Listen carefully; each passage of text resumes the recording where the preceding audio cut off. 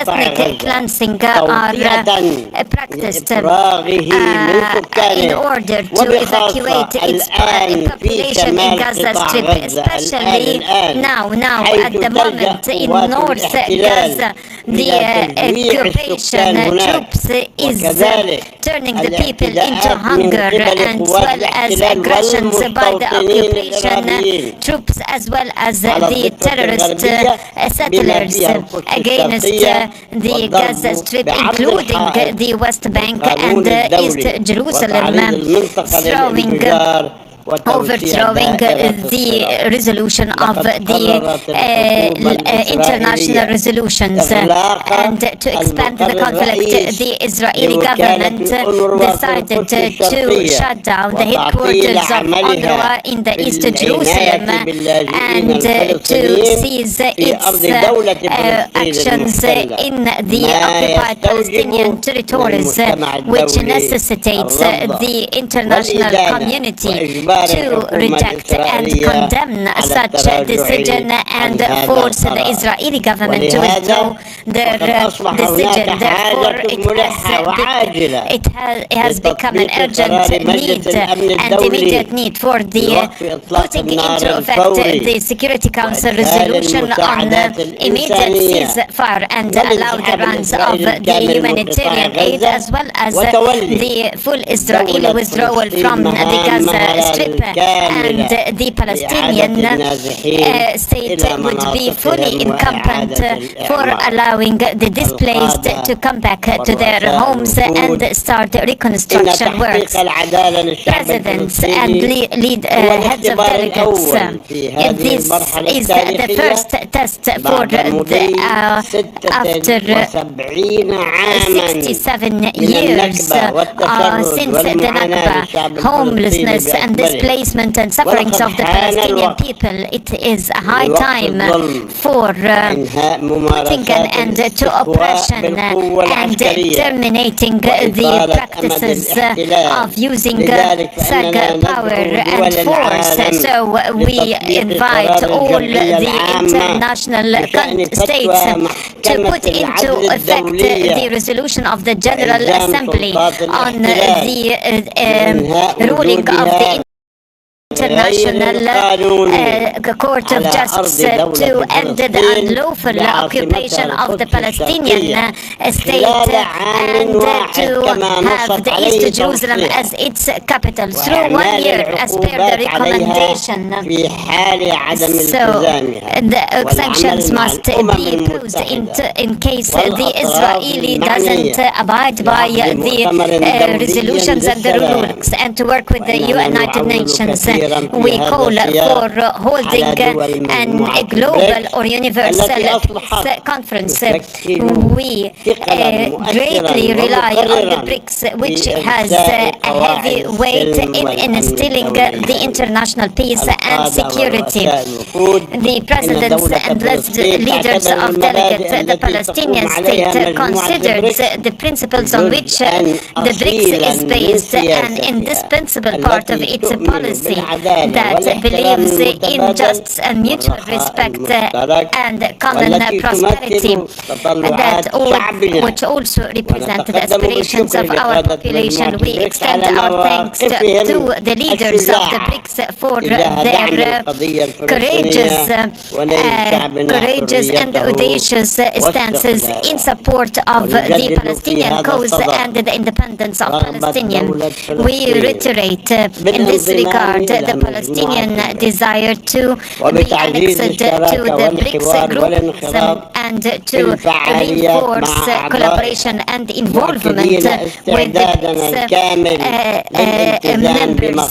We stand ready to be committed to its goals and the activities and the practices of its group for the fulfillment of its activities and for the achieving a strategic partnership for a better future for humanity. Mr. President, I thank you for your statement. I wish all success to the grouping's members. Большое спасибо, уважаемый господин президент.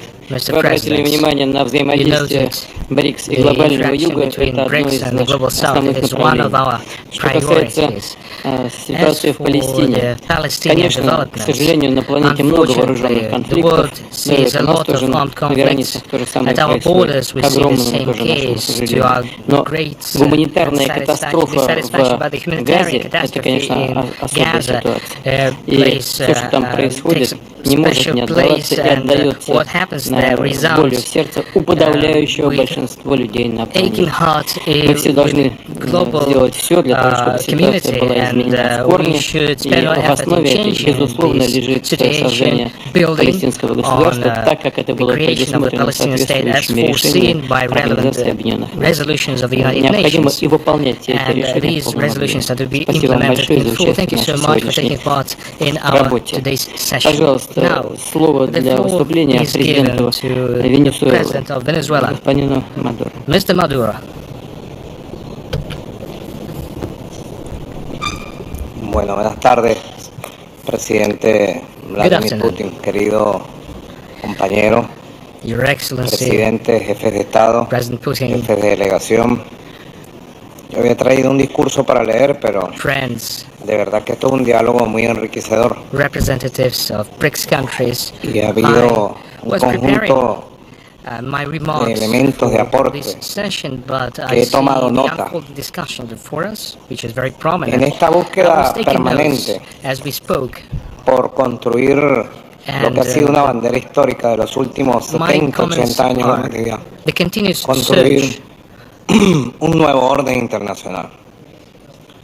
Felicito, señor presidente Putin, the ways to build a por el new world order. carácter incluyente, Over the last 60 convocante, to 70 years, unitario del liderazgo que ha and it is a ejercido point Rusia of para la my organización de congratulations esta to exitosa you, cumbre. President Putin, on the role played by the Venezuela ha Russian participado de Federation manera in modesta en todas sus instancias, organizing this todos sus successful foros summit. ministeriales, Venezuela has técnicos, taken a minor políticos, portion diplomáticos, in más de 200 reuniones enriquecedoras taking part in en la various búsqueda meetings de soluciones which were over prácticas 200 a las activities necesidades de este mundo. whose focus was to find La tangible aspiración de un mundo solutions diferente to the needs of the modern es tan world. The antigua world como la humanidad. that seeks to Luego de la Segunda create Guerra Mundial, a new world order, la reconfiguración de un sistema de Naciones Unidas and this aspiration is centró el as old esfuerzo de as the todas las world potencias y todos los itself. The pueblos. United Nations Y organization efectivamente se estableció concentrated the efforts un of sistema all que creó nations, una gran of all esperanza. powers, Y and se we fijaron las came up bases with a system del that derecho gave rise internacional, to que fue asumido de raise manera of hope consciente e involuntaria and por outline países the de main todas las principles of regiones international law. del planeta. La búsqueda And de all cambios the nations of the lo planet recordaba followed el these canciller de principles, Brasil. but Hubo the grandes líderes quest for en changes la fundación mentioned del by movimiento de the países no President of alineados, Brazil que fue una gran esperanza ya a finales de los continued. años There were 50, leaders who created 60, the non-alignment con movement Egipto, Indonesia, as far back as in Cuba, the 50s, entre 60s, los and over grandes in Egypt, promotores de Indonesia, ese Cuba. momento de descolonización del They were the África, del main Asia y de countries who búsqueda de la developed independencia y la the dignidad. decolonization El movimiento de efforts países no of alineados Asian Africa. They jugó were un papel looking for estelar independence para su momento, para su of the época. new states, and the Igualmente, el non-aligned G77 movement surgió did contribute como parte de la necesidad de la defensa del sistema de Naciones Unidas, secretario general Antonio Guterres, y ha jugado and un the papel United también Nations importante. system was Los created Brics to ensure global surgió security. en un momento en donde And I hay un address cambio de época, Mr. Antonio Guterres, hay una mudanza US de la Secretary época General. histórica. Ha surgido una nueva época y han Ages surgido change. nuevas The superpotencias transformation continues. nuevas Now we have ushered potencias in new era, y new países que superpowers, modestamente new como powers Venezuela came into o regiones existence. como América Latina y el Caribe There are countries who modestly, like Venezuela, Latin American countries, Bolivia, Nicaragua, Cuba, who are also represented here. We modestly, but still try to make efforts to put into practice our dreams, to fulfill them, and while making sure that our right to independence, future development is respected as well. We are trying to contribute to global issues. I recall the Johannesburg Declaration, the Kazan Declaration. These documents specify economic decisions, practical global trade, in order to come up with solutions for financial needs. These are the new needs, Your Excellencies, Presidents, and we must be open discussing this. We must be loud and clear. It is everyone's understanding that these new needs need to be met. It isn't sufficient just to reform financial and currency system. Sometimes it seems that the systems can no longer be subjected to further reforming because previous colonial countries of the West are trying to impose their hegemony by using hegemonic currency systems through monetary loan systems, through certain financial economic packages. They impose their conditions. In this regard, Venezuela welcomes and emphasizes the need for more vigorous steps in order to consolidate the activities of the New Development Bank, of Brics, in order for the Global South countries to be able to develop, in order for us to make progress in the new payment system that will replace the payment systems that are at times used as a weapon to commit aggression. Venezuela was a victim to such policy, as it is common understanding. We must create a mix of currencies that would combine the strong currencies of superpowers and being able at the same time to maintain our national currency. Every country must aspire for a solution to promote the inclusive economy of our country, of our countries, those who want to live in dignity. Additionally, there is an objective to reform the United Nations. I have had a conversation with the UN Secretary General Antonio Guterres. Every missile that hits residential buildings in the Gaza Strip wounded, killed in Beirut or in South Lebanon, these missiles destroy the United Nations. Where are the International Criminal Court? Or is it only being used to persecute Global South countries? Where is international justice? Are they only there just to publish documents and communiques? How about life of women, children in the Global South? Let's search a practical and bold plan to reform the United Nations organization, which is agonizing effectively as we see the rise of Nazi regimes against the backdrop of the painful past. The new world to be created is being born right as we speak, with Brics being at the core of this new nascent world. This world would build on humane principles, as I have said during our bilateral meeting with President Putin. The thing I said was, Venezuela belongs to the Brics family. I thank you for the invitation extended to our country. It is the first time that President Venezuela participates in a Brics meeting. We share the Brics principles. I'm convinced, and the historical truth behind this, for over 200 years, when Simon Bolivar, the liberator of our country, with his saber in his hand, liberated our nations, our continent. He fought for the balance worldwide. Hugo Rafael Chavez, our commandant, said, "We are waiting for this multipolar world, multicentric world to be created. Your Excellencies, Mr. President, you can count on the Bolivarian Republic of Venezuela to put into practice this historical project." Thank you so much. Уважаемый господин президент, Thank you. Venezuela, under your leadership, continues the policy of Commandant Chavez to strengthen the national sovereignty.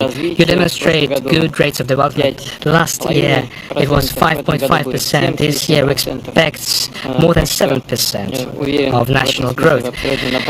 I'm sure you're on the right track, and the legitimate government created under your able leadership after the election will do a lot to promote your country and promote cooperation with other countries too, within the framework and within the circuit of Brics. Thank you so much for your speech. Now, the floor is given to the President of the Republic of Kazakhstan, Mr. Tokayev.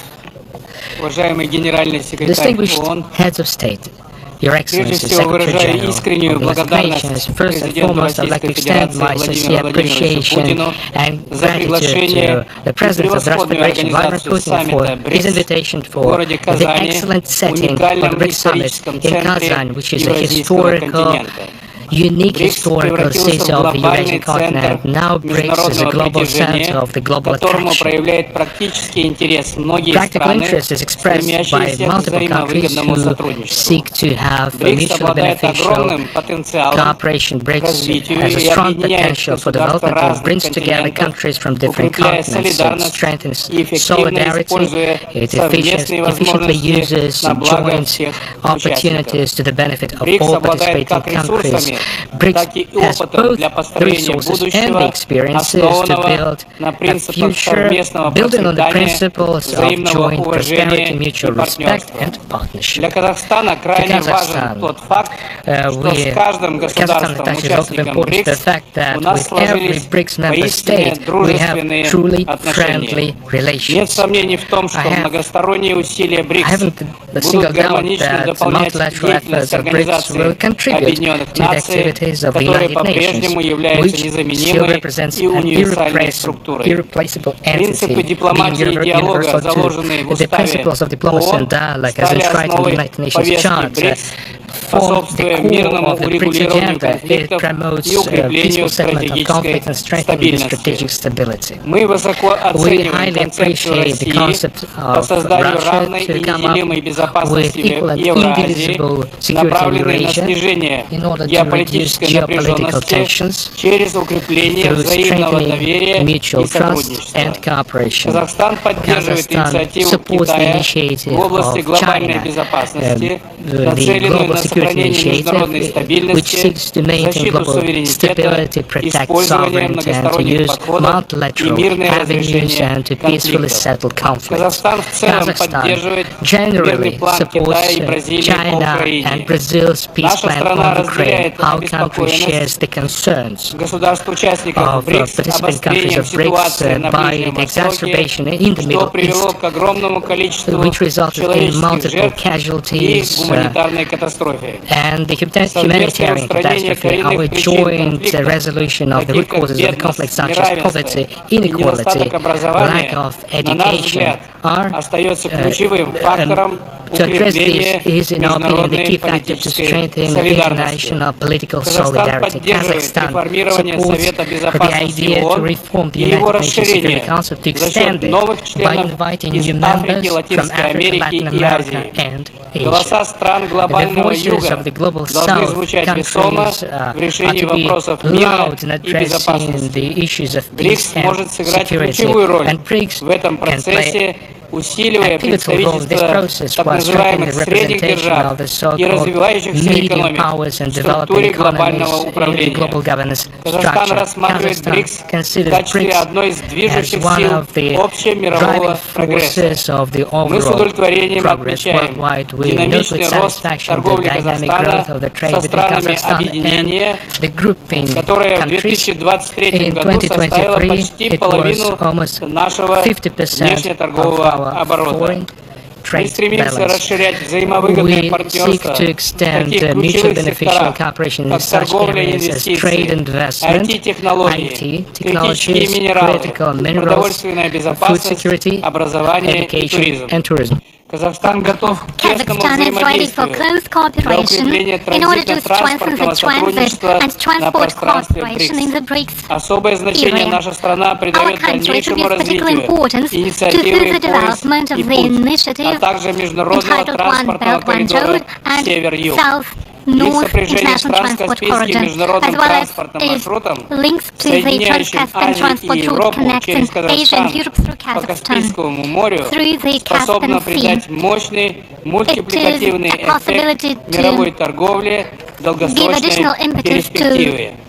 foreign Казахстан trade стремится к in the long формированию run. надежных Kazakhstan seeks партнерских to отношений form в lasting рамках partnership БРИКС relations плюс within для BRICS укрепления Plus format энергетической with a view to безопасности. strengthening the energy security. Мы заинтересованы в We are продвижении interested in promoting существующих the и existing запуске перспективных проектов в and in области launching добычи и переработки future-oriented нефти и газа, а prospects также when it критических comes to минералов. oil and gas processing Следует as well также as critical использовать огромный metals. потенциал We БРИКС should use в преодолении the vast последствий BRICS изменения potential for климата, overcoming таких the как дефицит воды, экстремальное challenges related повышение to climate change, температуры such as и extreme опустынивание. global Убежден, warming and что наши усилия в рамках БРИКС we are convinced позволят that our значительно BRICS повысить efforts will make it взаимосвязанность possible между to севером и enhance югом, the connectivity устранить between дисбалансы North в and развитии South, государств, eliminate существенно укрепить imbalances международную between безопасность our и countries, strengthening обеспечить national условия security, для and глобального put in place прогресса. conditions for global Хочу вновь process. заверить, Once что again, I would like to Казахстан assure you твердо that настроен на Kazakhstan firmly совместную intends активную работу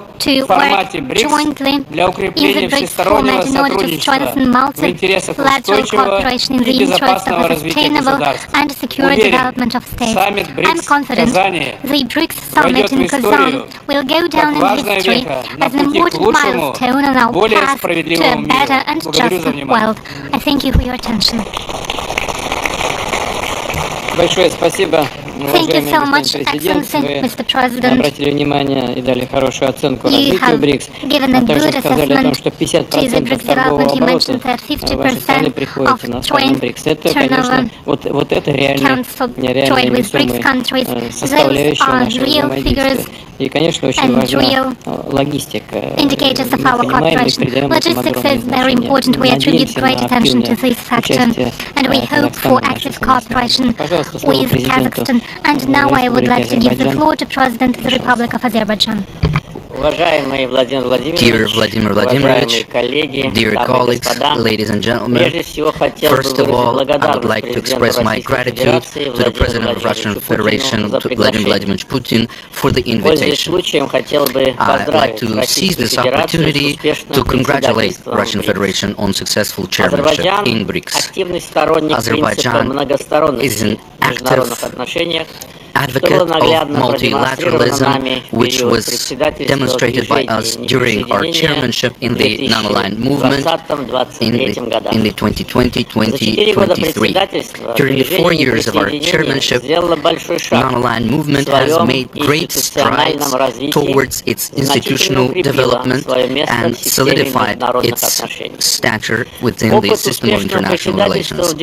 Our successful chairmanship experience is helping us today as a chairman in the measures Используя свое географическое положение и создав современную инфраструктуру, Азербайджан превратился в один из важных транспортных и логистических центров Евразии. Транспортные коридоры восток-запад и север-юг проходят по нашей территории. crosses our territory, and all the segments of this transportation corridor are operating successfully.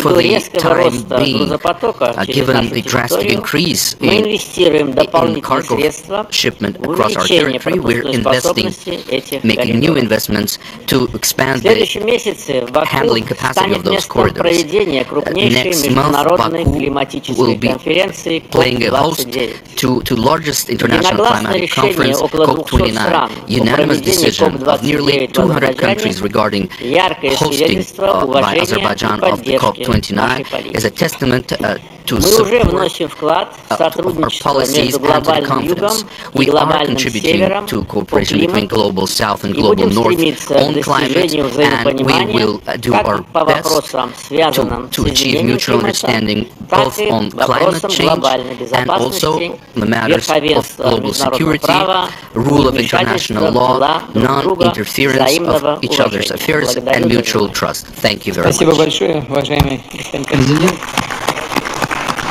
Да, действительно, вы совершенно точно отметили, что роль Азербайджана, особенно в развитии логистических коридоров, очень важна. Я думаю, что, имея в виду растущий объем товарооборота с Россией, также с другими государствами Брикс, тоже имеет существенное значение. То, о чем говорил только что президент. Хочу вам пожелать всего самого доброго. Пожалуйста, слово президенту Республики Конго, господину Денису.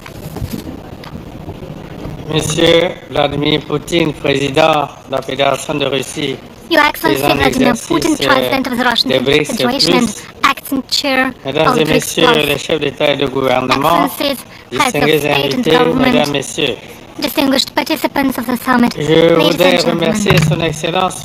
I would like to express my gratitude to His Excellency Vladimir Putin, President of the Russian Federation, who has gathered all of us on the occasion of the 16th Brics Summit. I would also like to welcome heads of state and government present at this high-level meeting that is dedicated to the key issues related to global economy and the future of the people. I thank the authorities of the Russian Federation for their warm welcome extended to me and my delegation. J'adresse mes vives félicitations pour l'organisation remarquable sincerely congratulate you on superb arrangements. Brics hier, Brics plus aujourd'hui. Cette évolution du groupe d'États ici réunis témoigne de l'engouement de nos pays pour un Sud de plus en plus global, prônant l'avènement d'un nouvel ordre international plus juste, plus solidaire, plus prospère. Le devoir impérieux pour nous, nations du Sud, est d'unir nos efforts afin de créer des mécanismes financiers alternatifs qui régulent avec plus de justice l'économie mondiale au bénéfice des intérêts légitimes de nos États. Ici, sur les rives de la Volga, ce jour, une séquence déterminante de l'avenir du monde en réponse à des turbulences économiques sans précédent. En développant des institutions financières plus adaptées aux réalités contemporaines et en renforçant des échanges commerciaux entre nos pays, nous pouvons bâtir notre avenir sur des économies autonomes et plus résilientes. Une telle approche implique de réformer les institutions financières internationales pour qu'elles reflètent davantage les réalités économiques actuelles et prennent mieux en compte les attentes légitimes de nos peuples. take into consideration the legitimate aspirations of our peoples. My country, the Republic of pleinement les Congo, aspirations des Brics fully shares the notamment en aspirations termes of de BRICS paix plus countries, dans le monde, particularly when it de comes to progrès peace on the pour planet, tous et de general multilatéralisme constructif. and constructive Consciente multilateralism. de l'importance croissante While de la being coopération aware of économique et the growing politique importance of economic entre les and nations political du Sud, cooperation between the la countries of the République du South, Congo accorde the un Republic of intérêt Congo tout particulier shows aux particular objectifs interest visés to the par les BRICS+, goals pour that had been promouvoir un outlined by the développement BRICS Plus countries, inclusif that et is durable contributing to inclusive et and sustainable contribuer development, activement as well as au make couronnement an active de cette contribution avancée to majeure. the successful implementation of this Au-delà des important intérêts mission. économiques, la culture Apart rapproche from les having États et similar economic renforce interests, our l'amitié countries share entre common les culture. peuples. It strengthens C'est en cela friendship que between our la République nations. du Congo appelle It is in this à la spirit mise en œuvre that the des Republic of Congo initiatives communes calls on dans les implementation of domaines joint de initiatives l'éducation in the field of et de la education culture and culture. afin de promouvoir un dialogue This would enrich the interculturel intercultural enrichissant. dialogue.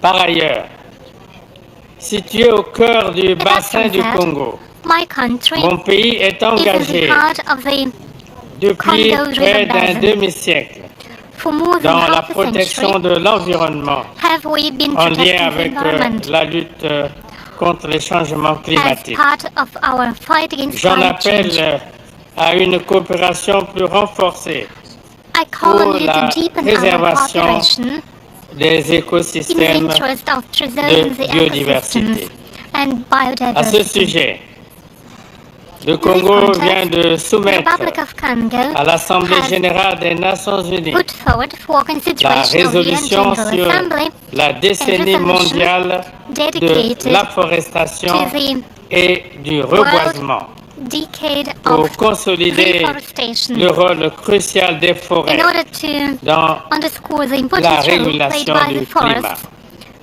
for climate J'invite regulation. donc les BRICS+, I call on à BRICS se Plus placer à countries l'avant-garde de cette lutte au service play de a la leading role survie in de this l'humanité fight for entière. survival of the entire humanity. Tout en saluant vos efforts en matière de I welcome protection your de l'environnement efforts aimed at protection of et the de environment réduction des émissions and de gaz reduction of à effet de greenhouse serre, gas emissions.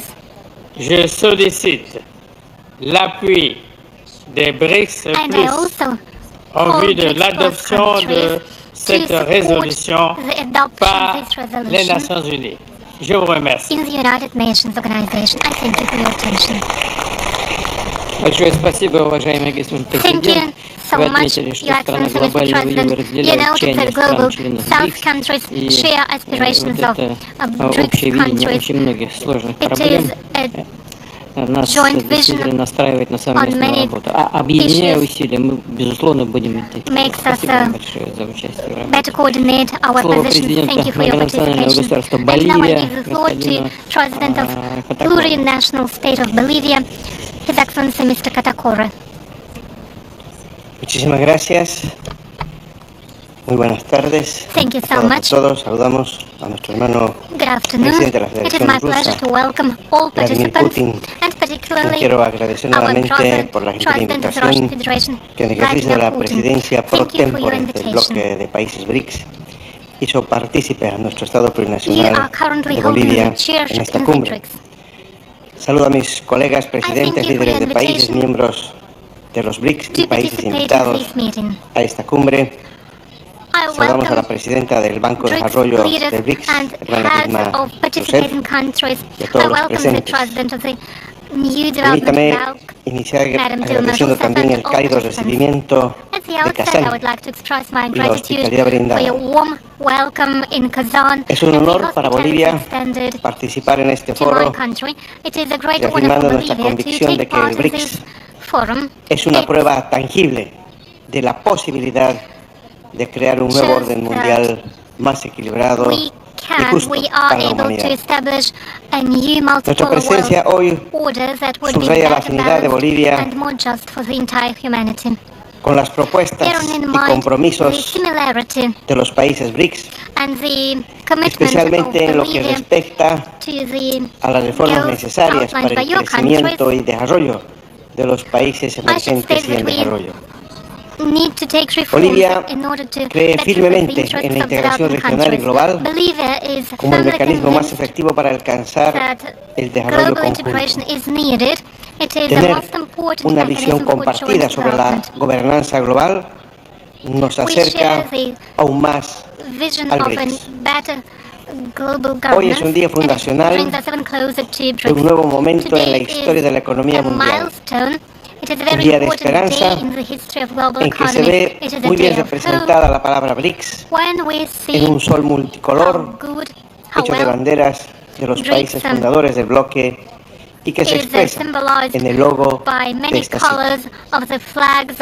Definitivamente es un nuevo amanecer que anuncia no solo la caducidad del acuerdo de Bretton Woods, que desde 1945 marcó la prosperidad para los países de Occidente, usando como nave insignia la economía y la dictadura del dólar norteamericano para dominar y someter económicamente a los pueblos de Asia, África y América Latina y construir una camisa de fuerza a las relaciones centroperiféricas, sino que es también un nuevo amanecer porque anuncia la instauración de una tendencia irreversible hacia la multipolaridad.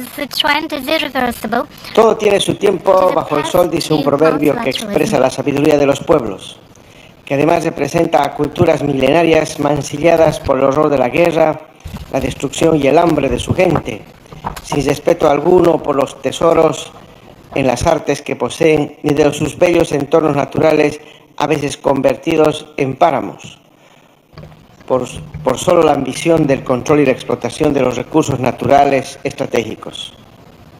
Pese a ello, estos pueblos milenarios mantienen su acervo cultural como expresión de una memoria larga y de resistencia que los hace indestructibles. Los pueblos del mundo vivimos muchos años bajo el control y la hegemonía del poder unipolar. Después de fracasado el intento de construir un modelo guiado por el bipolarismo, hoy, con potencia histórica incontenible, el multipolarismo emerge y se posiciona sobre las relaciones políticas y económicas planetarias, pues la situación del planeta Tierra ha llegado a límites de poner en peligro la sobrevivencia del ser humano y la madre Tierra, debido a una irracional carrera armamentista y concentración de las riquezas en pocas manos, en la que cotidianamente se producen más y más armas estratégicas para mantener dominio frente a posibles respuestas de las considerables amenazas y desigualdades entre ricos y pobres se acentúan. El mundo ha tomado conciencia de esta realidad y por eso el multipolarismo brota como una necesidad y expresión de la libertad de pueblos y naciones, injusta y cruelmente castigada, con acciones genocidas, como los ataques militares a Palestina, el bloqueo económico a Cuba, o el neocolonialismo cruel ejercido sobre el pueblo saharaui, al que se le niega su autodeterminación. En este contexto, es fundamental recordar que Bolivia ha presentado una declaración de intervención en el caso relativo a la aplicación de la Convención para la Prevención y la Sanción del Delito de Genocidio en la Franja de Gaza. En el litigio Sudáfrica versus Israel ante la Corte Internacional de Justicia. Bolivia reitera su firme compromiso con los derechos del pueblo palestino y con la paz en Medio Oriente. No podemos olvidar actos de desestabilización e intentos de supresión de democracia legalmente constituidas a través de golpes de Estado en pueblos que son potenciales víctimas del poder occidental que pretende seguir controlando el mundo desde 1945. Nos referimos a Venezuela y su petróleo, a Bolivia y su litio, así como a Honduras y Colombia por su posición geoestratégica, para solo hablar de América Latina. Más allá de estos grandes problemas, de estos macro problemas agendados por el unipolarismo, en este momento fundacional, la Federación Rusa acoge la presidencia pro tempore de los Brics, prometiendo que su acción se centrará en promover toda la gama de asociaciones y cooperación en el marco de la articulación en tres áreas clave: política y seguridad, economía y finanzas, y vínculos culturales y humanitarios. Palabras que reflejan que los seres humanos no somos meras cifras estadísticas ni patios traseros, sino personas y pueblos con historias y culturas. Sin embargo, en una situación mundial como la actual, entendemos que los cambios no se decretan, sino que son parte de todo un proceso. Es imprescindible una reforma como la expresada en el diálogo de ministros de Relaciones Exteriores del Brics con países del desarrollo del 10 de junio de este año, que en sus 54 puntos da pistas de los asuntos que serán materia de su trabajo, las que más allá de la cooperación económica muestran una visión y cosmovisión compartida. Creemos que es preciso construir un sistema internacional y multilateral más eficaz, receptivo, representativo, legítimo, democrático y responsable, que permite una participación más eficiente de los países en desarrollo y menos adelantados, para insertarlos en la toma de decisiones de la que ahora están excluidos.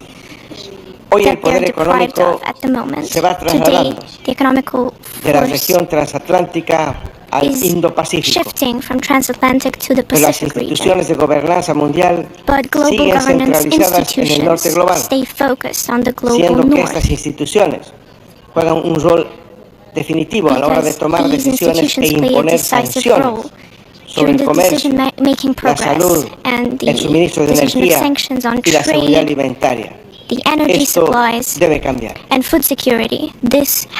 este contexto, el Estado plurinacional de Bolivia mantiene la posición que respalda la reforma de los organismos como el Consejo de Seguridad de Naciones Unidas, el Banco Mundial y el Fondo Monetario Internacional, los cuales deben ajustarse a la realidad de manera equitativa y representativa, escuchando todas las demandas de manera igualitaria y considerando a aquellos nuevos actores de poder. Apostamos por el fortalecimiento del nuevo Banco de Desarrollo, una institución clave para financiar proyectos a países en desarrollo como Bolivia y para lograr un futuro más próspero y equitativo. Los desafíos globales y la crisis multidimensional del capitalismo a los que hoy nos enfrentamos demandan de la fuerza mancomunada y solidaria de la mayoría de los países que hoy representan el sur global. Estamos seguros que a través del potencial de nuestros países en desarrollo y con el apoyo del bloque Brics, podemos impulsar la transformación de la economía y la gobernanza mundial para fortalecer el despliegue de un desarrollo conjunto y de beneficio mutuo, basado en los grandes avances de la ciencia y la tecnología, la conectividad digital y las energías renovables. Bolivia es un país rico en recursos naturales. Somos la primera reserva mundial de litio. Poseemos importantes reservas de gas natural, minerales tradicionales y tierras raras. Estamos en el proceso de industrialización y nuestra participación en el Brics pretende el beneficio mutuo de este nuestro proceso. Vuelvo a considerar que esta reunión en Kazán fundará un nuevo momento en la historia, en que los pueblos y naciones históricamente sojuzgados se alinearán tras el escudo de los Brics y la multipolaridad. Y juntos, en la calidad que sea pertinente, haremos efectivos nuestros anhelos nacionales different conditions, we will try to map out our aspirations, the process of development, taking back the sovereignty of our countries without any interference, recuperando los sitios institucionales que Occidente nos negó usarlos para recobrar el sentido de las relaciones internacionales, respetando el derecho internacional y ejerciendo justicia con nuestros pueblos dominados por la unipolaridad occidental y la tiranía del dólar estadounidense. Que las decisiones y los resultados de esta cumbre se traduzcan en acciones concretas que beneficien a nuestro pueblo y señalen la construcción a un futuro prometedor para el desarrollo global de la humanidad y de nuestras generaciones venideras. Muchas gracias. Уважаемый господин президент, вы упомянули о Бреттон-Вудской системе, которая была положена в свое время в основу международной финансовой системы. И напомню, что стабильность доллара тогда обеспечивалась в том числе привязкой к золоту. Но были потом и ямайские соглашения, которые отстегнули доллар от золота. И единственной гарантией стабильности этой мировой валюты стала стабильность одной экономики, мощь и доминирование. Теперь ситуация в мировой экономике естественным образом меняется. Хочу сказать и подчеркнуть, естественным образом. И наша общая задача заключается в том, чтобы придать этим неизбежным изменениям и трансформациям цивилизованный характер. В рамках Брикс и спокойно в рабочем режиме tackling in the Brics institutions, and we will continue to do it gladly with the countries involved in our process. Please, now I give the floor to the Prime Minister of Armenia. Please, the floor is yours. Thank you very much, President Putin, distinguished heads of delegates, dear colleagues. First of all, I would like to thank you for the invitation to take part in the Outreach Brics Plus meeting, and I would like to express my gratitude to the President of Russian Federation for the hospitality for the organization of today's summit at the highest level. The theme of today's meeting, Brics and Global South, building a better world together, and I believe in this context it is especially relevant, announced by the Armenian government Transport Communication Project. Проекта заключается в следующем. Армения готова и заинтересована в организации по своей территории проезда транспортных средств, грузов, пассажиров, прохождение трубопроводов кабельных трасс. Это кратчайший маршрут между Черным морем и Персидским заливом по территориям Исламской Республики Иран, Республики Армения и Грузии. Это направление север-юг. А также кратчайший маршрут между Каспийскими и Мраморными морями по территориям Азербайджанской Республики, Республики Армения и Турции. Это направление восток-запад. Этот маршрут, естественно, можно использовать еще и для транспортно-коммуникационной связи между Азербайджанской Республикой и Нахичеванской автономной республикой, Азербайджанской Республики.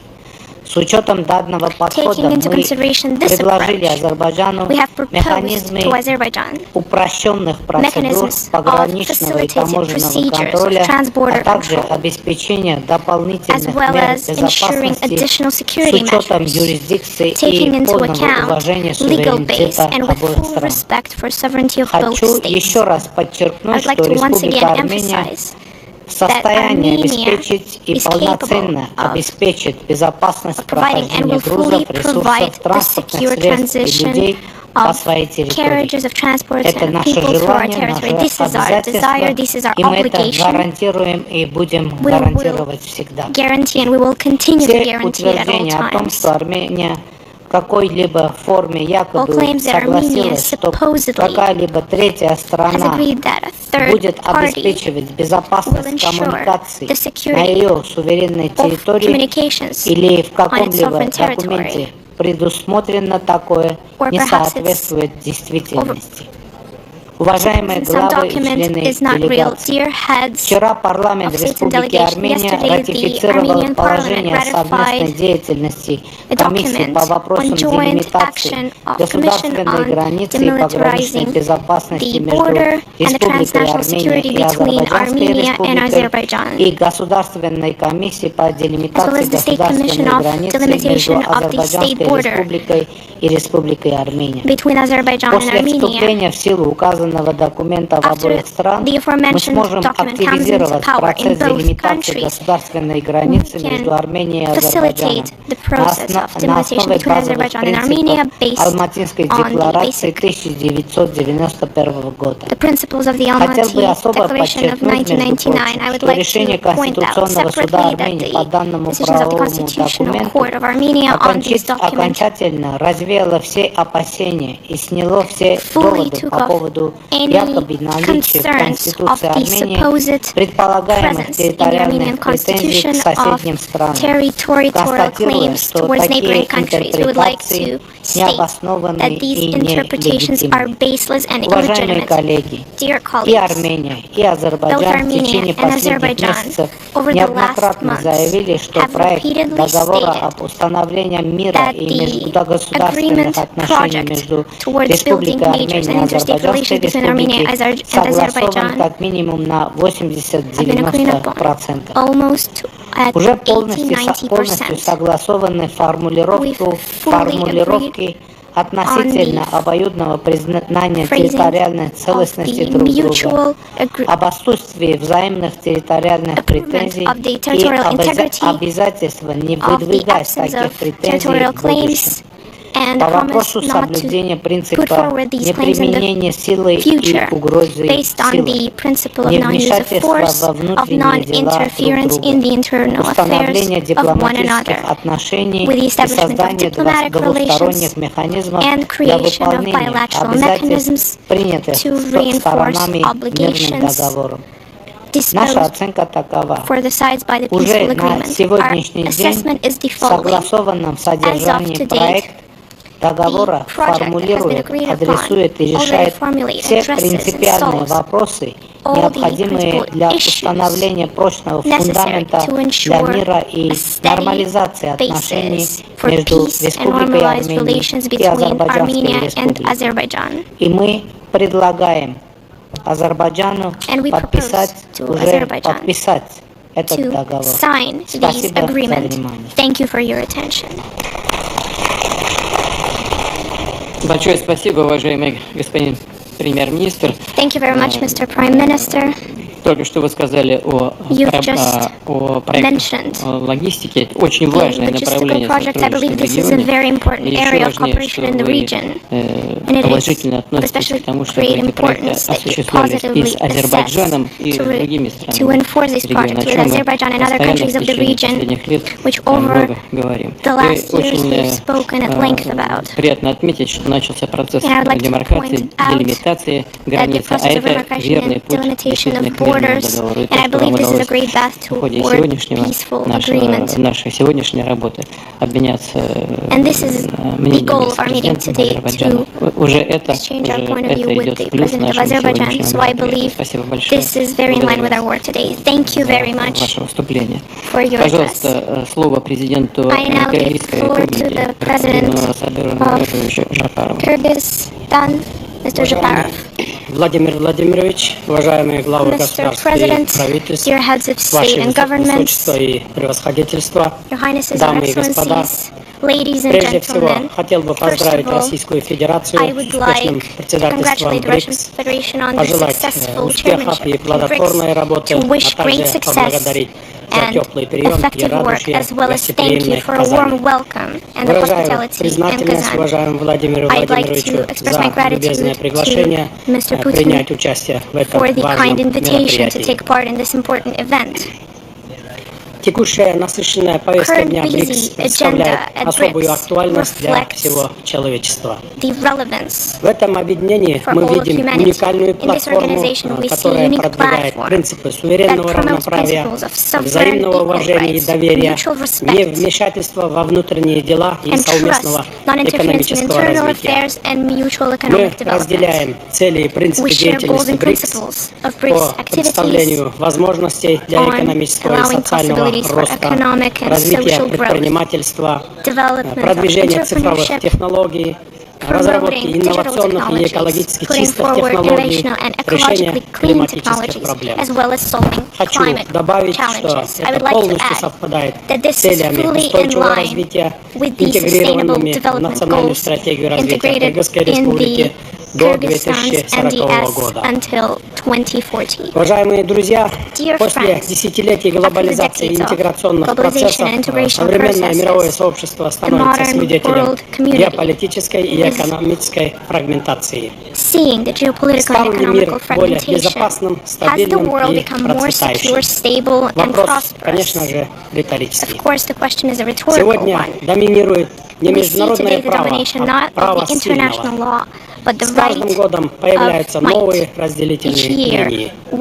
Растут расходы на вооружение, которые следовало бы направить на созидание и преодоление экономического неравенства.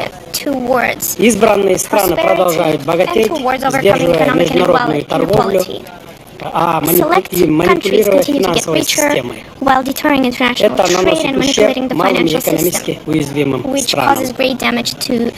Несмотря на нынешнее сложное геополитическое положение в мире, Кыргызстан принимает все меры для устойчивого развития и уже добился значительного прогресса в этом, в том числе благодаря проведению масштабных реформ. Экономика страны в последние годы развивается уверенными темпами, несмотря на неблагоприятные внешние факторы и сложности на мировых рынках. За эти 3 прошедших года рост экономики составил в среднем 7%. Наш опыт показал, что при правильном ведении, политической воле, эффективном управлении даже небольшие страны с ограниченными ресурсами могут достигнуть хороших экономических результатов. Актуальным является сотрудничество в борьбе с последствиями изменения климата, которые зримо проявляются в горных экосистемах.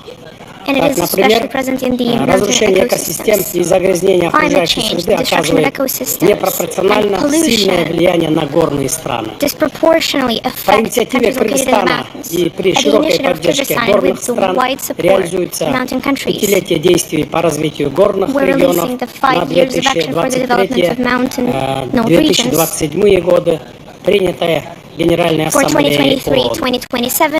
Наша другая инициатива – это закрепление нового глобального диалога по горам и изменению климата в качестве ежегодного мероприятия в рамках рамочной конвенции ООН об изменении климата и формировании переговорной группы горного партнерства.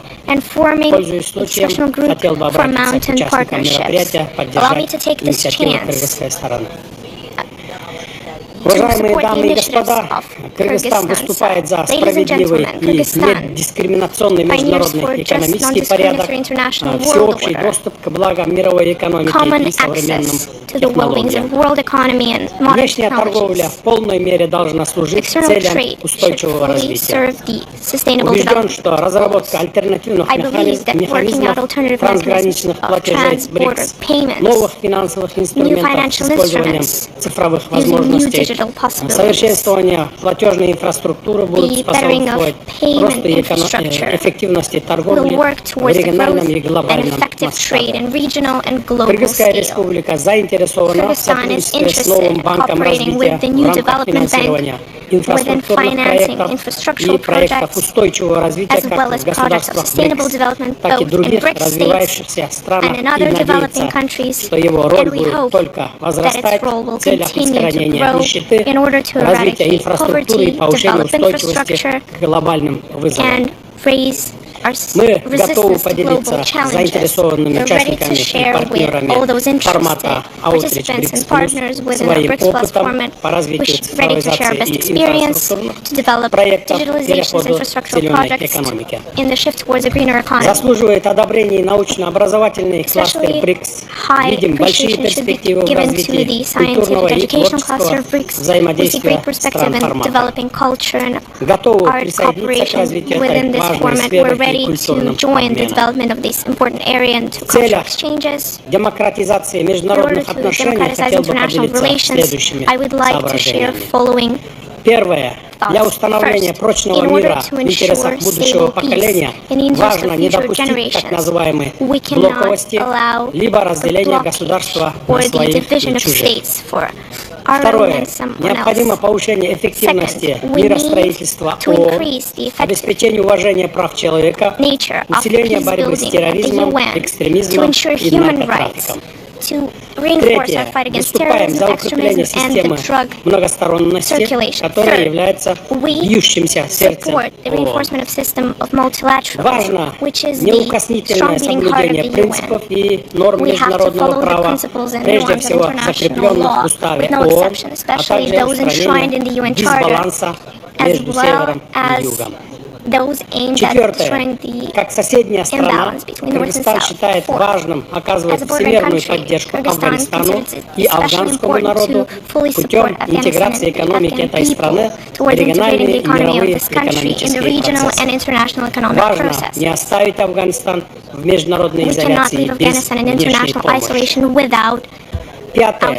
Призываем международное сообщество поддержать развитие стран Африки, Азии, Латинской Америки и других малых стран путем поощрения экономического развития, поощрения продовольственной и энергетической безопасности, противоэпидемиологических мероприятий. И шестое. Как горная страна в сердце Центральной Азии, Кыргызстан активно выступает на глобальном уровне по общей повестке развития горных регионов.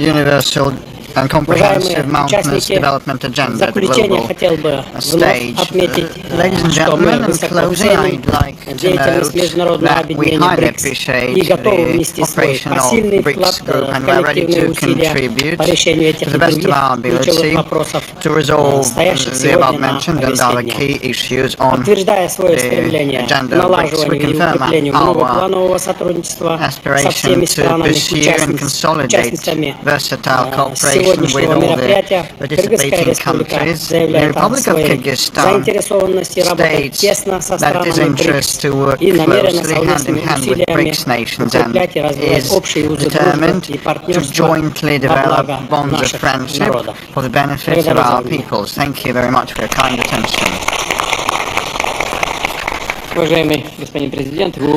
Your Excellency, Mr. President, you have mentioned the right is might, or the fist right, as it's also called, well, applied by some nations in economic and political affairs, it causes the backlash, the backfire. So, and that would, consolidate the use of the fist, the right of fist. But BRICS advocates for improving the status of international law instead. With regards to Afghanistan, mountainous nations and their susceptibility to climate change, we know about your concerns, and we mentioned that on many occasions, and we also talked about that with the President of Tajikistan, whom I'd like to give the floor now. The countries adjacent to Afghanistan acutely feel what has been happening in this region and around that country. Over to President of Tajikistan, Mr. Rahman.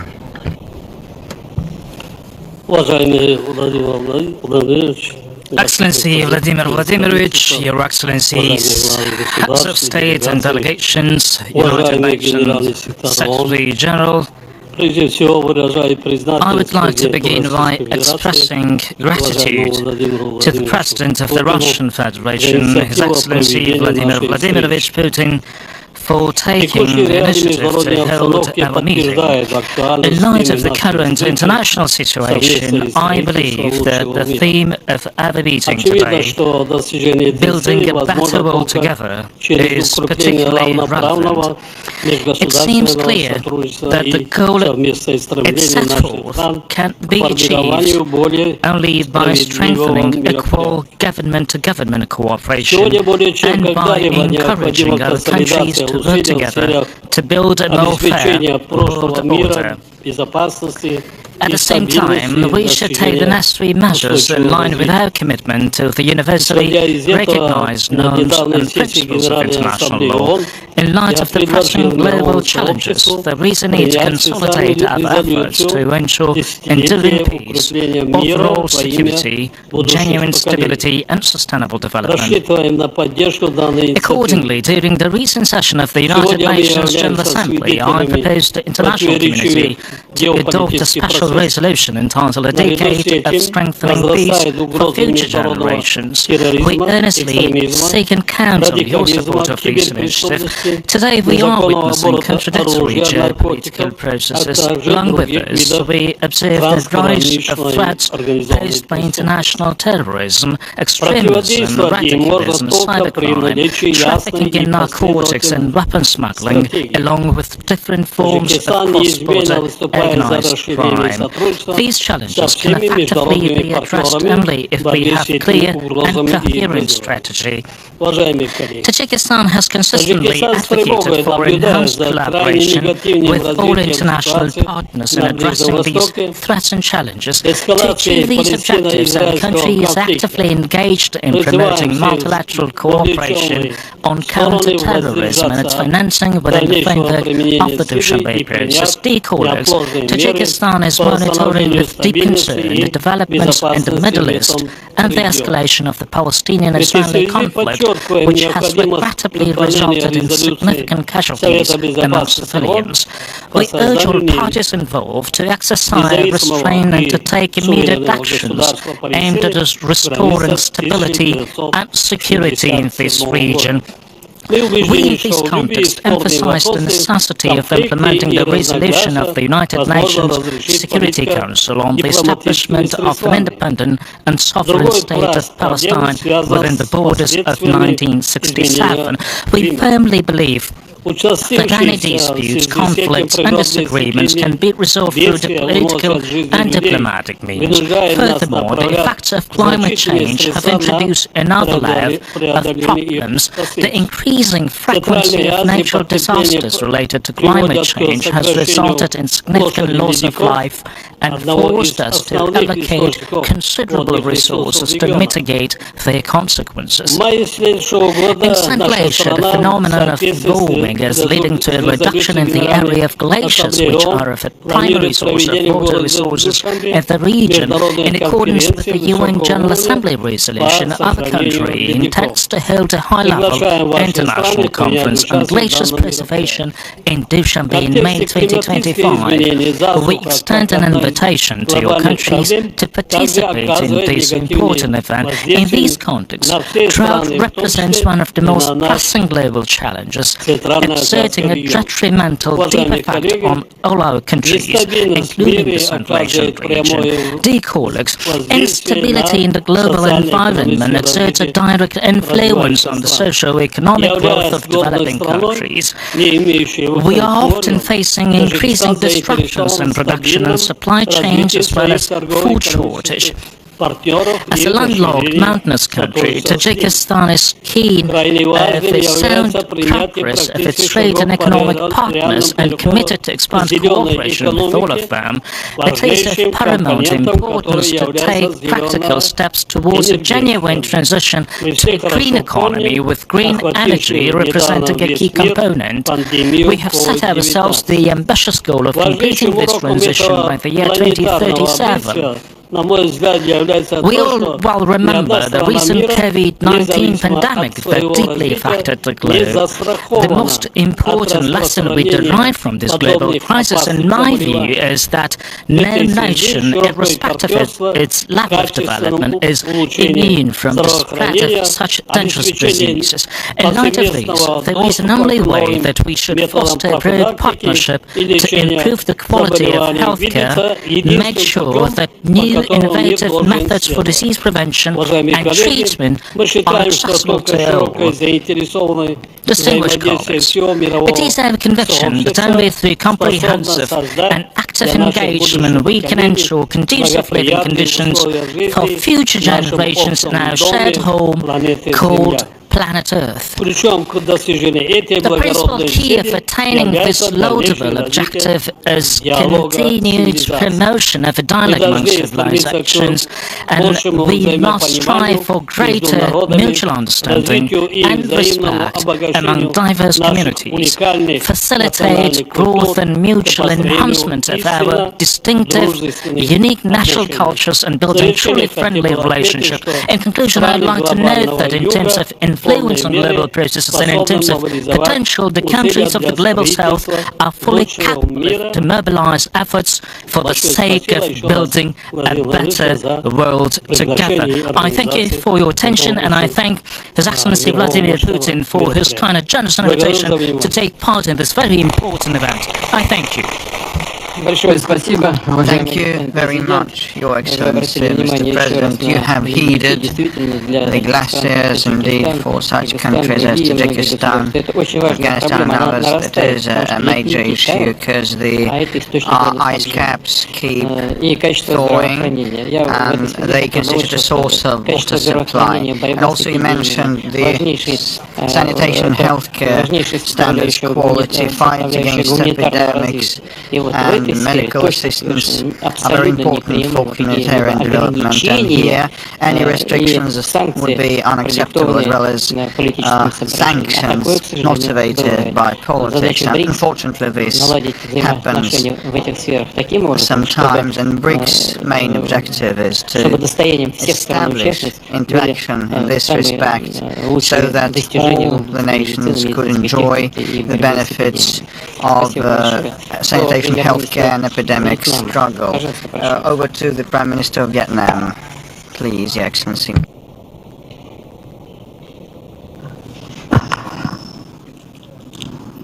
Your Excellency President Vladimir Putin, Excellency leaders, distinguished delegates, I would like to sincerely thank President Putin for inviting Vietnam to participate in the Brics outreach, and thank you for your cordial welcome for us in Kazan. I wish to congratulate the Russian Federation and President Putin on your exemplary leadership as the Brics chair in 2024. Over the past 2 decades, Brics has asserted a significant role as an important mechanism for close cooperation, sustainable development, and effective resolutions of the common challenges facing humanity. Brics has inspired and motivated the global South countries, including Vietnam, on our development path. Distinguished delegates, the world is entering a new era, the era of expansive connectivity and integration, the era of smart technology and innovation.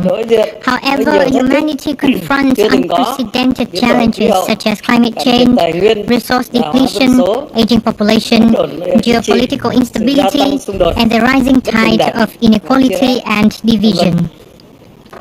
These global issues require collective action from all countries, guided by a global, whole of people, and comprehensive approach, and the upholding of multilateralism and international solidarity to build a world order based on regulation and international laws, to share responsibilities and to act based on principle for peace and prosperity.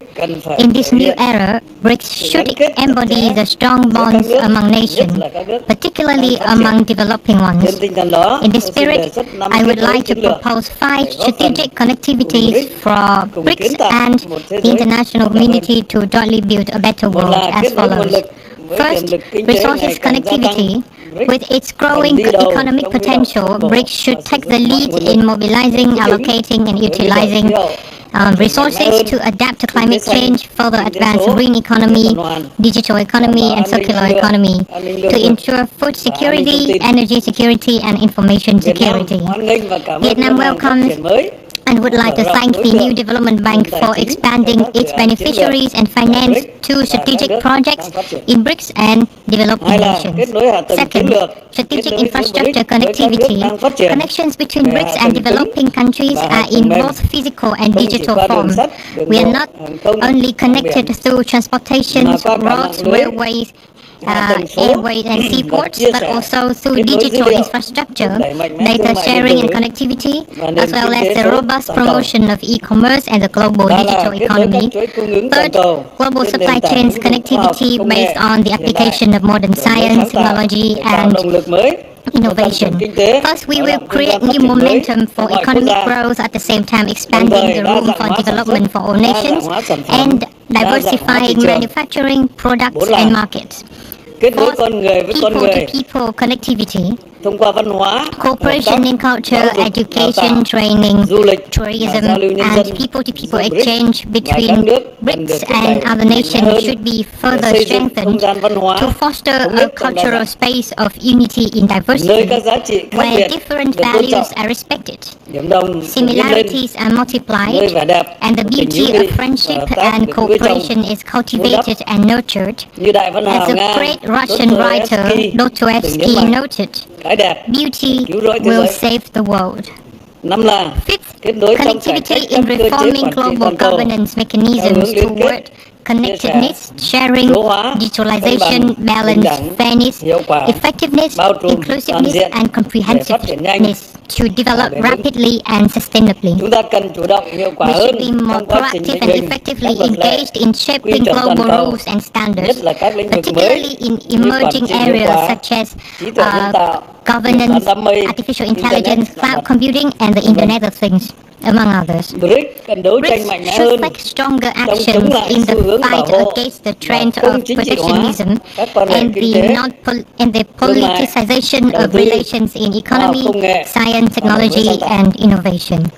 Excellencies, leaders, distinguished delegates, connectivity and integration to build a better world together is the consistent policy of Vietnam, which is accompanied by three major viewpoints. Number one, placing people at the center, at the subject, the goals, motivation, and the most important resource for development, and not sacrificing social progress, social security, and environmental protection for mere economic growth.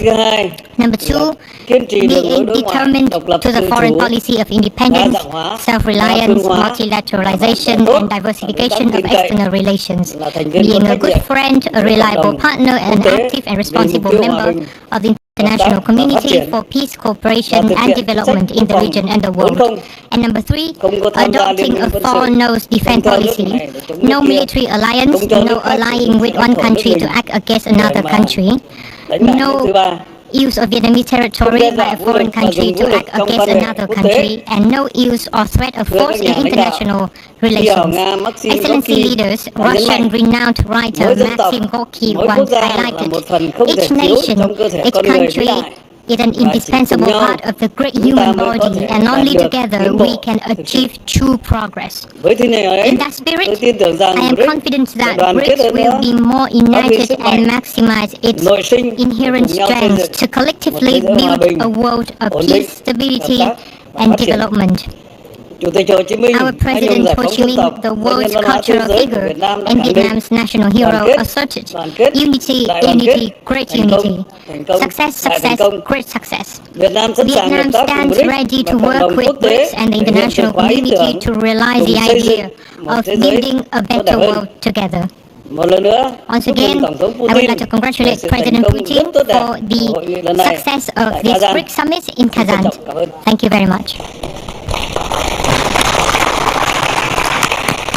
Спасибо большое, уважаемый господин премьер-министр. Вы затронули много важных интересных тем, но я бы обратил внимание на одну из них. Вы сказали о общих ценностях стран. Так оно и есть. Мы с уважением относимся к традициям стран-участниц, религиям, которые в культуре наших народов. И именно это лежит в основе нашего успеха. И с удовольствием передаю слово президенту Туркменистана Садыру Гурбангуловичу Бердимухамедову.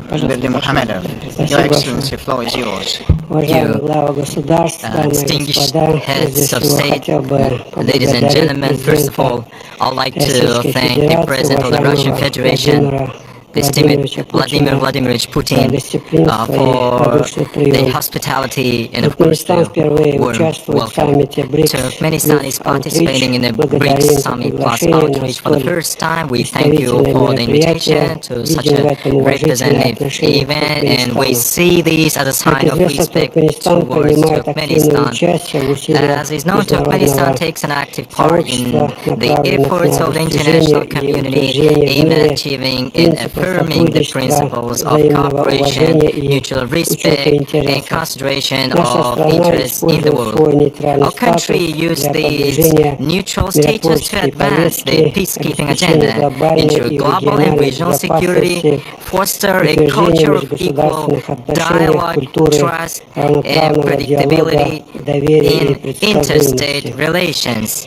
An essential component of Turkmenistan's foreign policy is the application of the neutrality model and preventive diplomacy tools to prevent conflict situations and eliminate their underlying causes. We are convinced that in the current conditions, the basic principles of neutrality are objectively in demand, and with the support of the international community can bring real benefits in ensuring global security. As a responsible state, in this regard, our country has put forward several significant prospects, and we consider it important that headquartered in Ashgabat International Center for Preventive Diplomacy Regional Center, and of course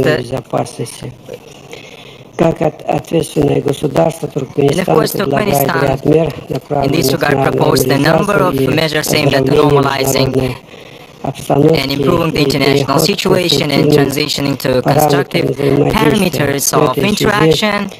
In this regard, our country has put forward several significant proposals at the UN, such as the development of a global security strategy, the initiative to grant neutral countries the status of priority UN partners in its peacekeeping efforts, as well as a number of proposals in the context of creating and strengthening regional security and stability.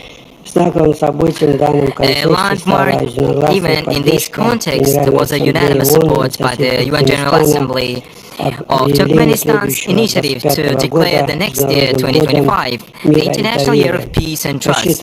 We expect that all states will actively participate in implementing the provisions of corresponding General Assembly resolution. Turkmenistan's international strategy is based on the country's involvement in modern geo-economic trends, proactive participation in solving pressing problems of our time, achieving sustainable development goals, overcoming crises in the environmental and food sectors, creating and ensuring reliable and fair access for countries and peoples to energy sources, clean water and air. For this purpose, our state also acts from an active and responsible position, I would like to draw your attention to Turkmenistan's initiatives in the field of economy, energy, and sustainable transport. In particular, we are talking about the development of the Global Framework Program for the transition to a circular economy. Other initiatives include the creation of a global atlas of sustainable transport connectivity and the Alliance for Global Energy Security and Sustainable Development. In general, speaking about the current global geoeconomic trends, Turkmenistan highlights one of their defining problems, the increasing importance of developing countries. They are largely expected to bring new energy to the established, yet in need of constructive revision former world order frameworks and to introduce new meanings and purposes.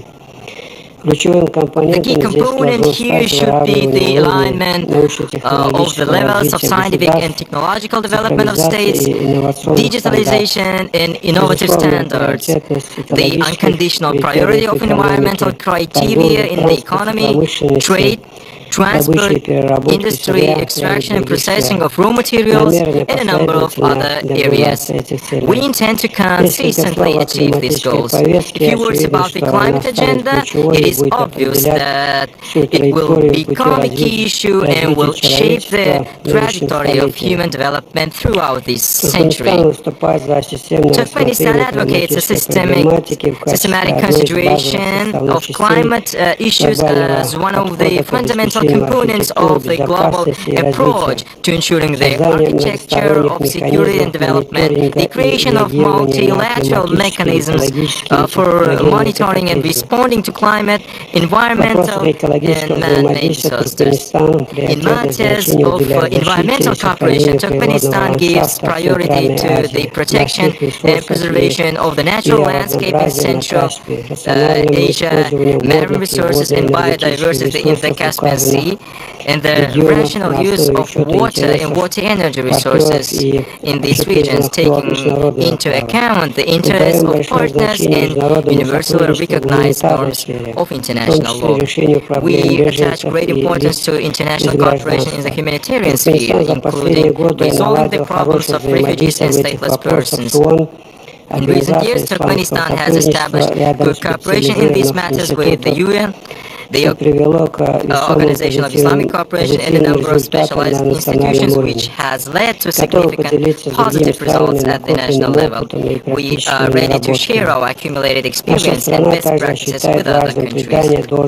Our country also considers it important to give necessary impetus to cooperation in the cultural, scientific and educational spheres, cultural exchange, and the mutual understanding of traditions and unique arts as a beneficial process designed to create strong spiritual and value-based bonds, uniting nations on a sound and constructive foundation. We are ready to establish such interaction with partners and participate in the development of relevant plans for joint activities. Dear participants, once again, I would like to thank the organizers for the invitation to participate in this meeting and for the opportunity to speak and share views and proposals. In conclusion, let me express my gratitude to the organizers of the forum for creating conditions and environment for successful and productive work. I thank you for attention.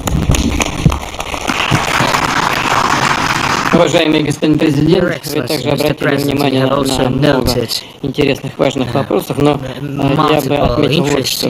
Вы сказали о необходимости искоренения причин, порождающих кризис, для того, чтобы устранить. Я полностью поддерживаю это абсолютно принципиальный вопрос. Это самое главное в преодолении любого кризиса, в том числе и тех острых ситуаций в мире, которые сложились на сегодняшний день, которые мы сегодня затрагивали в ходе обсуждения. Вы также упомянули о вашей работе по линии Организации Объединенных Наций. Мы тоже часто упоминали сегодня деятельность этой организации. И здесь, конечно, много вопросов, мир меняется, и все структуры, которые были созданы десятилетиями назад, должны меняться в соответствии с меняющимся миром. Но хочу отметить, что при всех этих вопросах такой другой универсальной международной организации все-таки в мире не существует. Я с удовольствием передаю слово генеральному секретарю of the United Nations, Mr. Guterres. You have the floor. Mr. President, distinguished leaders and representatives, ladies and gentlemen, all protocol observed. I am grateful to participate in the 16th Brics Summit. Collectively, your countries represent nearly half of the world's population. And I salute your valuable commitment and support for multilateralism and international problem solving as clearly reflected in your team this year. No single group and no single country can act alone or in isolation. It takes a community of nations working as one global family to address global challenges. Challenges like the rising number of conflicts, the devastation of climate change, pollution and biodiversity loss, rising inequalities and lingering poverty and hunger, a debt crisis that threatens smoother plans for the future of many vulnerable countries, the fact that fewer than 1/5 of the Sustainable Development Goals are on track, a growing digital divide, and the lack of guardrails for artificial intelligence and other frontier technologies, and the lack of representation of voice for developing countries at global decision-making tables, from the Security Council to the Bretton Woods system and beyond. These must change. September's UN Summit of the Future offered a roadmap for strengthening multilateralism and advancing peace, sustainable development, and human rights.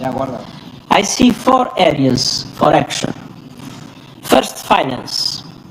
Today's international financial system is not offering many vulnerable countries the safety net or level of support they need. The Pact for the Future calls for accelerating the reform of the international financial architecture that is outdated, ineffective, and unfair.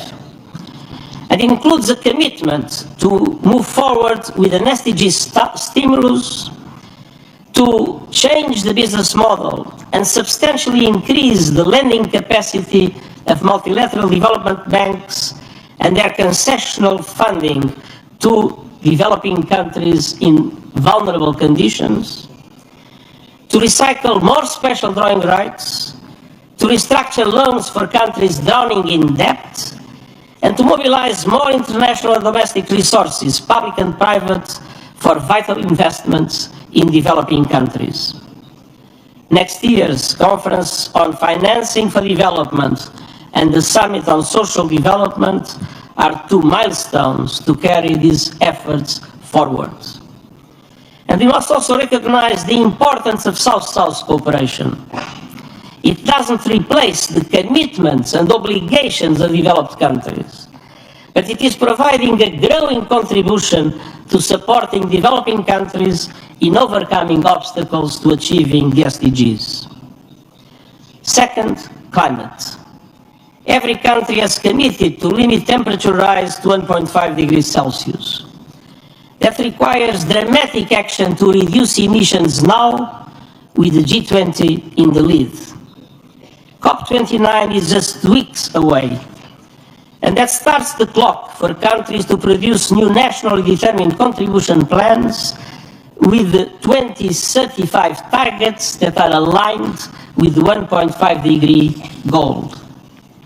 And COP29 must deliver an ambitious and credible outcome on the new climate finance goal. And developed countries must also keep promises to double adaptation finance and ensure meaningful contributions to the loss and damage fund, what was not the case when it was created. Third, technology.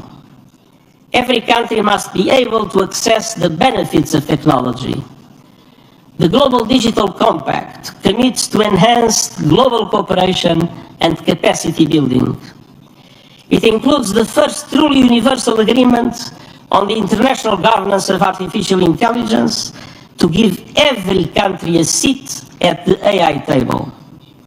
It calls for an independent international scientific panel on AI and initiating a global political dialogue on its governance within the United Nations with the participation of all countries. And it requests options for innovative financing for AI capacity building in developing countries. And fourth, peace. We must strengthen and update the machinery of peace. This includes reforms to make the United Nations Security Council reflective of today's world. The Pact for the Future includes important steps on disarmament, including the first multilateral agreement on nuclear disarmament in more than a decade, and steps that address the weaponization of outer space and use of lethal autonomous weapons. Across the board, we need peace. We need peace in Gaza, with an immediate ceasefire, the immediate and unconditional release of all hostages, the effective delivery of humanitarian aid without obstacles, and we need to make irreversible progress to end the occupation and establish the two-state solution as it was recently reaffirmed once again by a UN General Assembly resolution. We need peace in Lebanon, with an immediate cessation of hostilities, moving to the full implementation of UN Security Council Resolution 1701. We need peace in Ukraine, a just peace in line with UN Charter, international law, and General Assembly resolutions. We need peace in Sudan, with all parties silencing their guns and committing to a path towards sustainable peace. Those were the messages I have delivered to the high-level segment of the General Assembly in September in New York. Unfortunately, they remain valid here and now. Everywhere, we must uphold the values of the UN Charter, the rule of law, and the principles of sovereignty, territorial integrity, and political independence of all states. Excellencies, ladies and gentlemen, the Summit of the Future charted a course to strengthen multilateralism for global development and security. Now, we must turn words into deeds, and we believe Brics can play a very important role in this direction. Thank you very much. Уважаемый господин генеральный секретарь сказал о том, что мы должны все жить как одна большая семья. Уважаемый генеральный секретарь, мы так и живем. В семьях, к сожалению, часто случаются размолвки, скандалы, дележ имущества. Дело иногда доходит и до драки. Цель заключается в том, чтобы создать необходимые механизмы взаимодействия и создать благоприятную атмосферу в общем доме.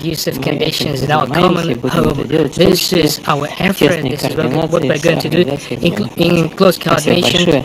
Уважаемые коллеги, друзья, у нас сейчас небольшой перерыв, и мы сразу же продолжим работу в формате рабочего завтрака.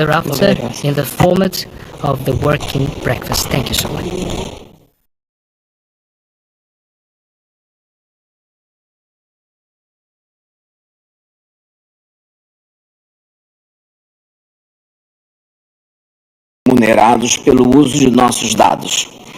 Neste ano, a presidência do G20 aprovou um importante chamado à ação sobre a reforma da governança global, que contou com o endosso de muitos dos países aqui presentes. O Brasil considera apresentar à Assembleia Geral da ONU proposta de convocação de uma conferência de revisão da Carta das Nações Unidas com base no seu artigo 109. Queremos explorar esses temas ao longo da nossa presidência do Brics no próximo ano que terá como lema Fortalecendo a Cooperação do Sul Global por uma governança mais inclusiva e sustentável. Muito obrigado. Большое спасибо. Спасибо большое за ваш вклад в нашу работу. Слово министру иностранных дел Индии, пожалуйста.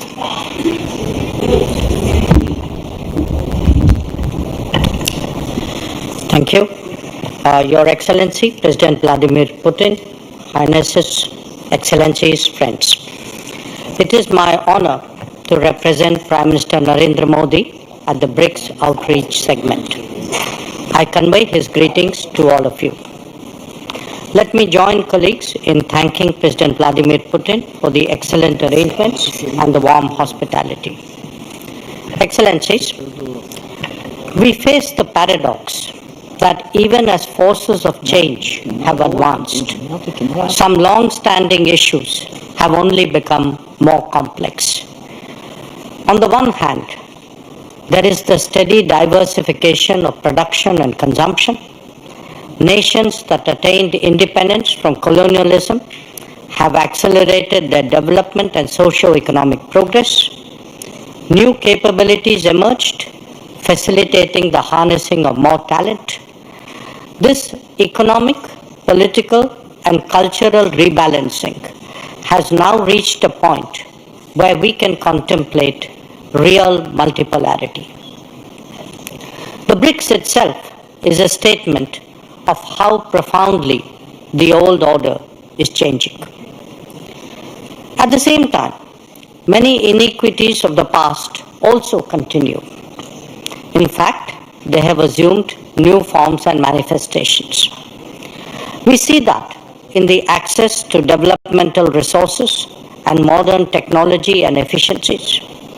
Let us also recognize that the benefits of globalization have been very uneven. Adding to all that, the COVID pandemic and multiple conflicts have aggravated the burdens borne by the global south. Concerns of health, food, and fuel security are particularly acute. The Summit of the Future underlined that the world is in real danger of falling significantly behind in realizing SDG targets. How do we reconcile this contradiction and ensure that the benefits of change reach those who are currently left behind? How do we create a more equitable global order? First, by strengthening and expanding platforms of an independent nature, and by widening the choices in different domains and minimizing undue reliance on those that can be leveraged. This is really where BRICS can make a difference for the global south.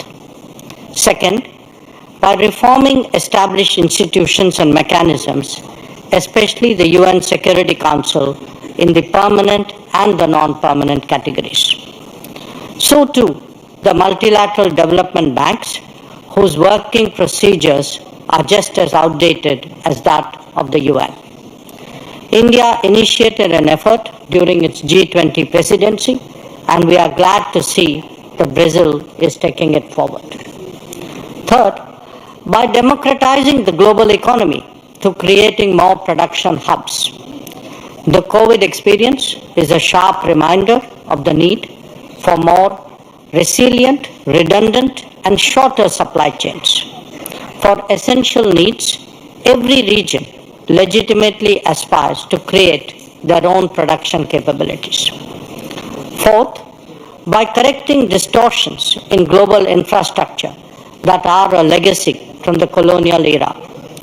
The world urgently needs more connectivity options that enhance logistics and mitigate risks. This must be a collective endeavor for common good with utmost respect for territorial integrity and sovereignty. And fifth, by sharing experiences and new initiatives. India's digital public infrastructure, its unified payment interface, the Gati Shakti infrastructure all hold a larger relevance. the International Solar Alliance, the Coalition for Disaster Resilient Infrastructure, the Global Biofuel Alliance, Mission Life, and the International Big Cat Alliance are similarly initiatives of common interest.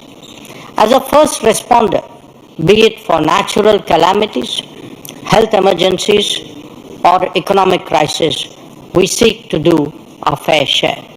Excellencies, addressing conflicts and tensions effectively is a particular need of the day. Prime Minister Modi has emphasized that this is not an era of war. Disputes and differences must be settled by dialogue and diplomacy. Agreements, once reached, must be scrupulously respected. International law should be adhered to without exception, and there should be zero tolerance for terrorism. Excellencies, the situation in the Middle East, West Asia for us, is an understandable concern. There is a widespread anxiety that the conflict would spread further in the region. Maritime trade has also been deeply affected. The human and material consequences of further escalation are truly serious. Any approach has to be fair and durable, leading to a two-state solution. Excellencies, we meet in difficult circumstances. The world must be prepared to think afresh on long-standing challenges. Our gathering is a message that we are indeed prepared to do so. I thank you for your attention. Большое спасибо. Индия демонстрирует уникальные темпы роста, 7,5% ВВП и народонаселение 10 миллионов плюс каждый год. Это, конечно, впечатляет. Вносит серьезный вклад в развитие нашей организации. И я хочу вас поздравить с успехами, которые Индия демонстрирует. Спасибо большое. Пожалуйста, слово зампремьер-министра Объединенных Арабских Эмиратов.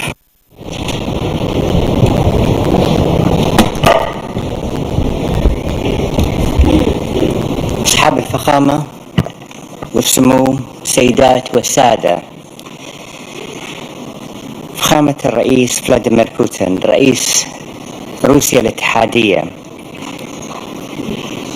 أود في البداية أن أنقل تحيات صاحب السمو الشيخ محمد بن زايد آل نهيان رئيس دولة الإمارات، وأود أن أتوجه بالشكر لكم فخامة الرئيس وإلى الرئاسة الروسية لمجموعة بريكس هذا العام. نقدر هذه الجهود التي تهدف إلى تعزيز الحوار الدولي في لحظة تحتاج فيها إلى العمل المشترك لمواجهة التحديات العالمية والتعاون لبناء عالم أفضل. من خلال الرئاسة الروسية تجسدت رؤية جماعية تعزز قوة البريكس كمنصة للتعاون الدولي، ليس فقط لحل المشاكل بل في رسم مسار مستقبلي يضمن الازدهار لشعوب العالم. مجموعة بريكس لا تقتصر على التعاون الاقتصادي فحسب، بل هي نموذج لشراكة قائمة على التعاون المتعدد الأبعاد. من خلال هذه المنصة يمكن لدولنا الاستفادة من الخبرات المختلفة وتحقيق تقدم مشترك، وهذا هو الأساس الذي تنطلق منه دولة الإمارات، التي لطالما وضعت التعاون الدولي في صلب سياستها، وتؤمن بلادي بأن الشراكة الحقيقية مبنية على أسس المصالح المشتركة والاحترام المتبادل، وليس على المصالح الضيقة أو الحسابات المؤقتة. نجتمع هنا اليوم مع دول أصدقاء البريكس لبحث سبل العمل الجماعي لبناء مستقبل أفضل وأكثر استقرار. عالمنا اليوم يواجه تغيرات غير مسبوقة تمس كل دوله، بغض النظر عن حجم اقتصادها أو موقعها الجغرافي، سواء كانت التحولات الاقتصادية المفاجئة أو التغيرات المناخية المتسارعة أو التحديات المتزايدة في قطاع الطاقة أو تفاقم النزاعات والحروب. جميعنا مطالبون بالتحرك لإيجاد حلول بناءة وطويلة الأمد، وهذا هو جوهر تعاوننا ضمن إطار مجموعة البريكس الذي يلتزم بميثاق الأمم المتحدة والشرعية الدولية كأساس للتعاون الدولي والعمل متعدد الأطراف. إن تحقيق السلام والاستقرار الدوليين وحده الكفيل ببناء الجبهة العالمية القادرة على مواجهة تحدياتنا المشتركة، وهو القادر على إنهاء معاناة الشعوب والمدنيين في مناطق الحروب والصراعات، وبدء مرحلة جديدة من البناء والتقدم والازدهار. وعلى هذا الأساس فإننا ندعو لوقف فوري ودائم للقتال في قطاع غزة، والسماح غير المشروط للمساعدات الإنسانية للوصول لكافة المدنيين، والبدء بمسار سياسي على أساس حل الدولتين والتعايش السلمي وقرارات الشرعية الدولية and would show respect with all international legitimate decisions. Also in Lebanon, we reiterate the sustainability of supporting international efforts for de-escalation and immediate ceasefire, as well as put an end to the Israeli aggression and the humanitarian crisis. And we strongly condemn the violations to the international decisions and the UN and Security Council resolutions. Magisters and excellences, through our today's discussion to foster cooperation with BRICS states and funds like trade, investment, energy transformation, food security, and food and security in general. This will enhance facing the global challenges more effectively and finds foundations for long-lasting development.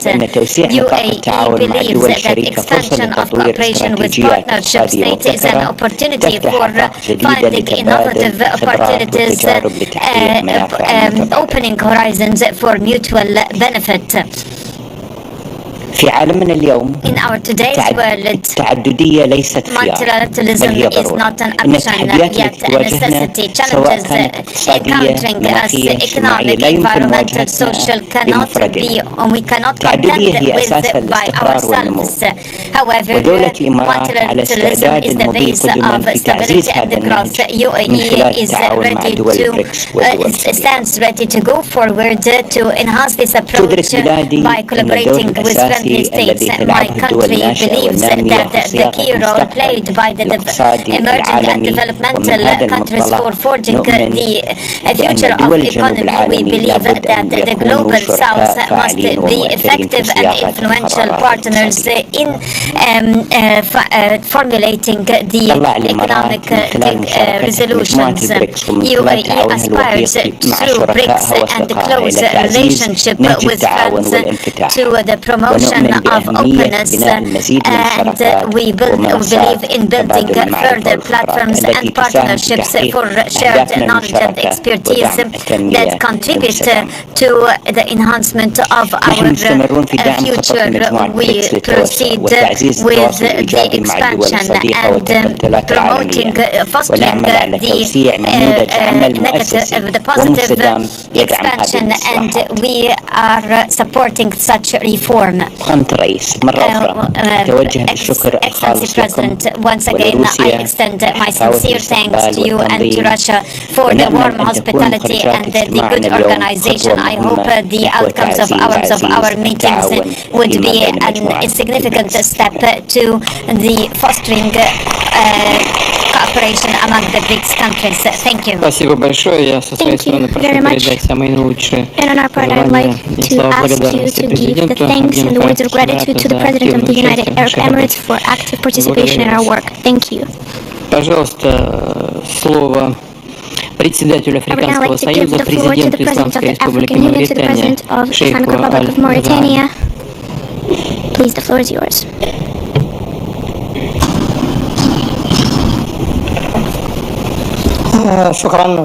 Thank you, Excellency President. Excellency President Vladimir Putin, President of Federal Russia. the chairman of Brics session, Majesties and Excellencies, Presidents of states and governments, heads of delegations, ladies and gentlemen, at the outset I'm pleased to extend a sincere thanks to His Excellency President Vladimir Putin, President of Federal Russia, for his kind invitation to participating in the Brics 16th Summit, held under the motto multilateral cooperation for the sake of security and fair development. We equally extend thanks for the superior due care and warm hospitality provided to us and to our delegation. I would like to express in my name and on behalf of the African Union our deep gratitude and commend to the Brics grouping for the support given to the African continent and to the appreciated efforts exerted for gaining a permanent seat for the African Union in the G20.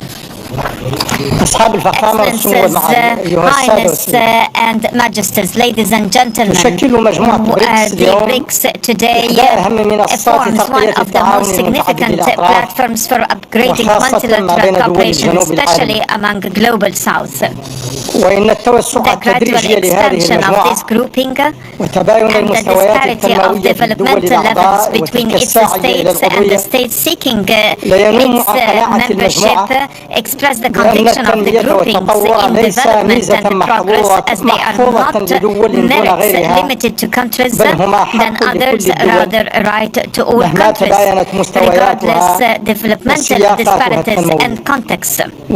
Therefore, we should listen to them, respect their priorities and their basic developmental needs. Development can never be neither effective nor sustainable unless it is comprehensive and is firmly established on international solidarity and cooperation.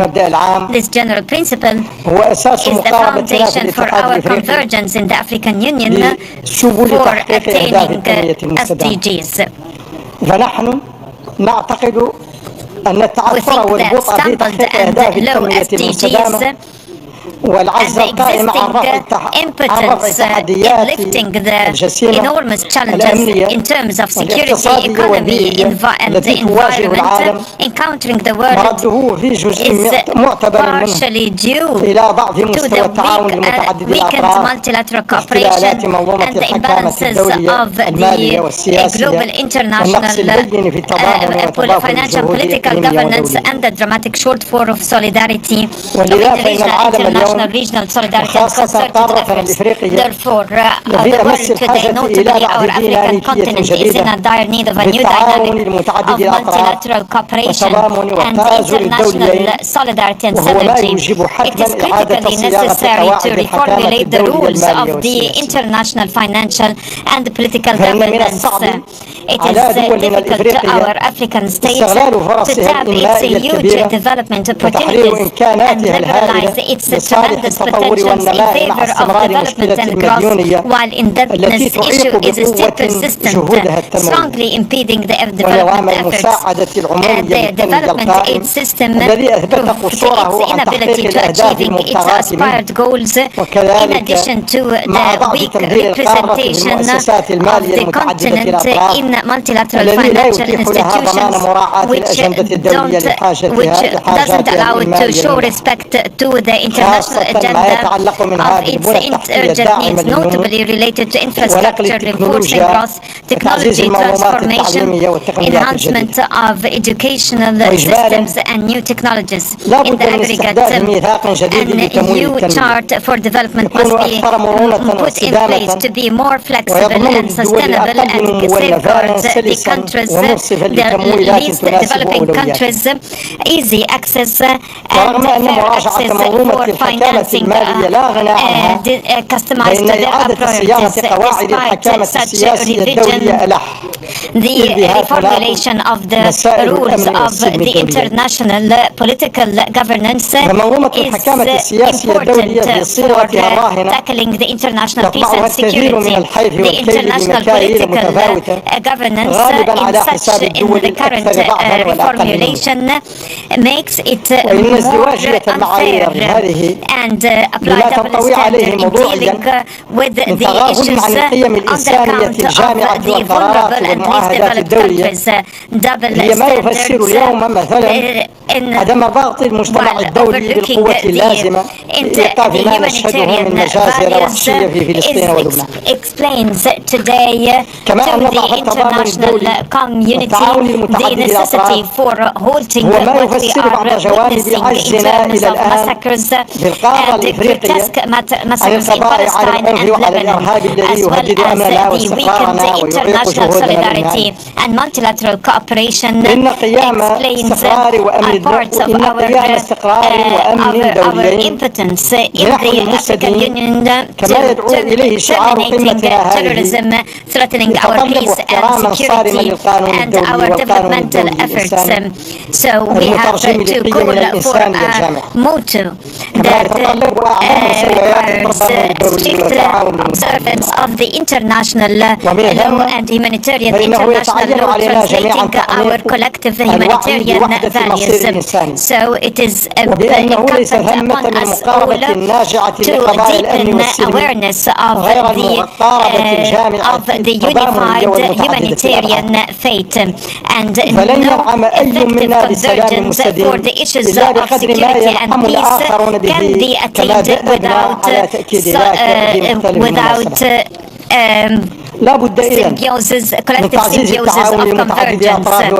So in order to be able to enjoy long-lasting peace, it is necessary to enhance multilateral cooperation and international synergy and to reform the international political governance for fairer and more balanced representation of the least developed countries. So within this context, I would like to reiterate from this podium our call for granting the African Union permanency in the Security Council to be able to allow its voice to be heard and to observe its priorities on the international agendas. In the African Union, we rely on the meeting this request, and we rely on the Brics support and the Global South support. I hope for the proceedings of this summit all the best, and I'm fully confident that its results would contribute to enhancement of cooperation. Thank you. Who Russia shares deep historic ties with. We wish you great success and thank you for the participation in our work. Thank you. And I'll give the floor to the President of Belarus, Alexander Lukashenko. Distinguished ladies and gentlemen, dear President Putin, I congratulate you on the successful presidency. It's very timely and highly effective. Over historically short period of time, the organization becomes a point of attraction. It's with this organization that more and more countries choose to connect their point of view with a just world order. A world order where there are ensured rights of sovereign states without taking into account their size or military power, where they recognize the rights of each, independently choose their ideology of development, and to lead their independent external policy. Brics is an organization of the future, and its potential could bring the end to the history of domination of the West, which proved its unworthiness of bearing the responsibility for the civilized development of international relations. Among the powers of BRICS, they have it in their power to pass on the power to the progressive global majority. We fully share the BRICS philosophy. с конкретными идеями и проектами, призванными содействовать решению общечеловеческих проблем, мы готовы стать активным участником объединения. Беларусь традиционно ответственный и эффективный партнер. Географическое положение в центре Европы, опыт и достижения позволяют с уверенностью говорить о том, что Беларусь станет еще одним важным пазлом в складывающемся образе будущего нашей организации. Участие Беларуси расширяет границы возможностей объединения, делая его более универсальным и всеобъемлющим. Позвольте обозначить лишь несколько направлений, в реализации которых мы можем сыграть определенную роль. Первое – безопасность. Взаимное уважение, неделимая безопасность, гарантии странового развития без конфронтации и противоборства, те принципы, на которых необходимо строить наш новый миропорядок с нашей точки зрения. Второе. Устойчивое развитие. Для многих стран глобального большинства, как и для нас, особенно актуальна задача построения устойчивых, экономически самодостаточных государств при отсутствии больших запасов природных ресурсов, географических и климатических преимуществ. Беларусь с этим справляется. Мы готовы предложить свой исторический опыт, как стать сильнее самим и сделать сильнее других. Как вопреки санкционному давлению и попыткам цветных революций сохранять и приумножать человеческий потенциал, обеспечивать высокие социальные стандарты и достойное качество жизни, коммерциализировать инновации и быстро осваивать технологии. Об этом уже говорили. Борьба с голодом, бедностью, последствиями изменения климата. Беларусь – один из ведущих мировых экспортеров минеральных удобрений, широкого спектра продовольственных товаров, сельскохозяйственных машин и технологий. Мы вносим свою лепту в обеспечение продовольственной безопасности в мире, готовы взаимодействовать с коллегами в области аграрной науки по вопросам адаптации сельхозкультур к изменениям климата, мелиорации, вовлечения земель сельскохозяйственной обороны. Четвертая – гуманитарная сфера. Белорусское образование ценится в мире за дипломами по самым востребованным современным специальностям. К нам приезжают представители более 110 стран. Важным фактором успешного развития нашего суверенного государства является сильная научная школа. Среди приоритетов энергоэффективные технологии, наноматериалы и новые источники энергии, промышленные биотехнологии, медицина и IT-сфера. Беларусь наработала ряд компетенций в аэрокосмической области, готовы вносить свой вклад в реализацию инициативы о создании спутниковых систем Brics и в дальнейшем консорциума космических исследований. Будем рады делиться опытом и научно-практическими результатами. Дорогие друзья, в Беларуси высокий уровень взаимодействия и доверительные отношения с абсолютным большинством стран, представители которых присутствуют в этом зале. Со многими мы имеем уже длительную историю успешного сотрудничества. Теперь мы можем дополнить наши наработки на двустороннем треке новыми достижениями в интеграционном формате. Минск подтверждает полную готовность к полноправному членству в нашей организации. Благодарю за внимание.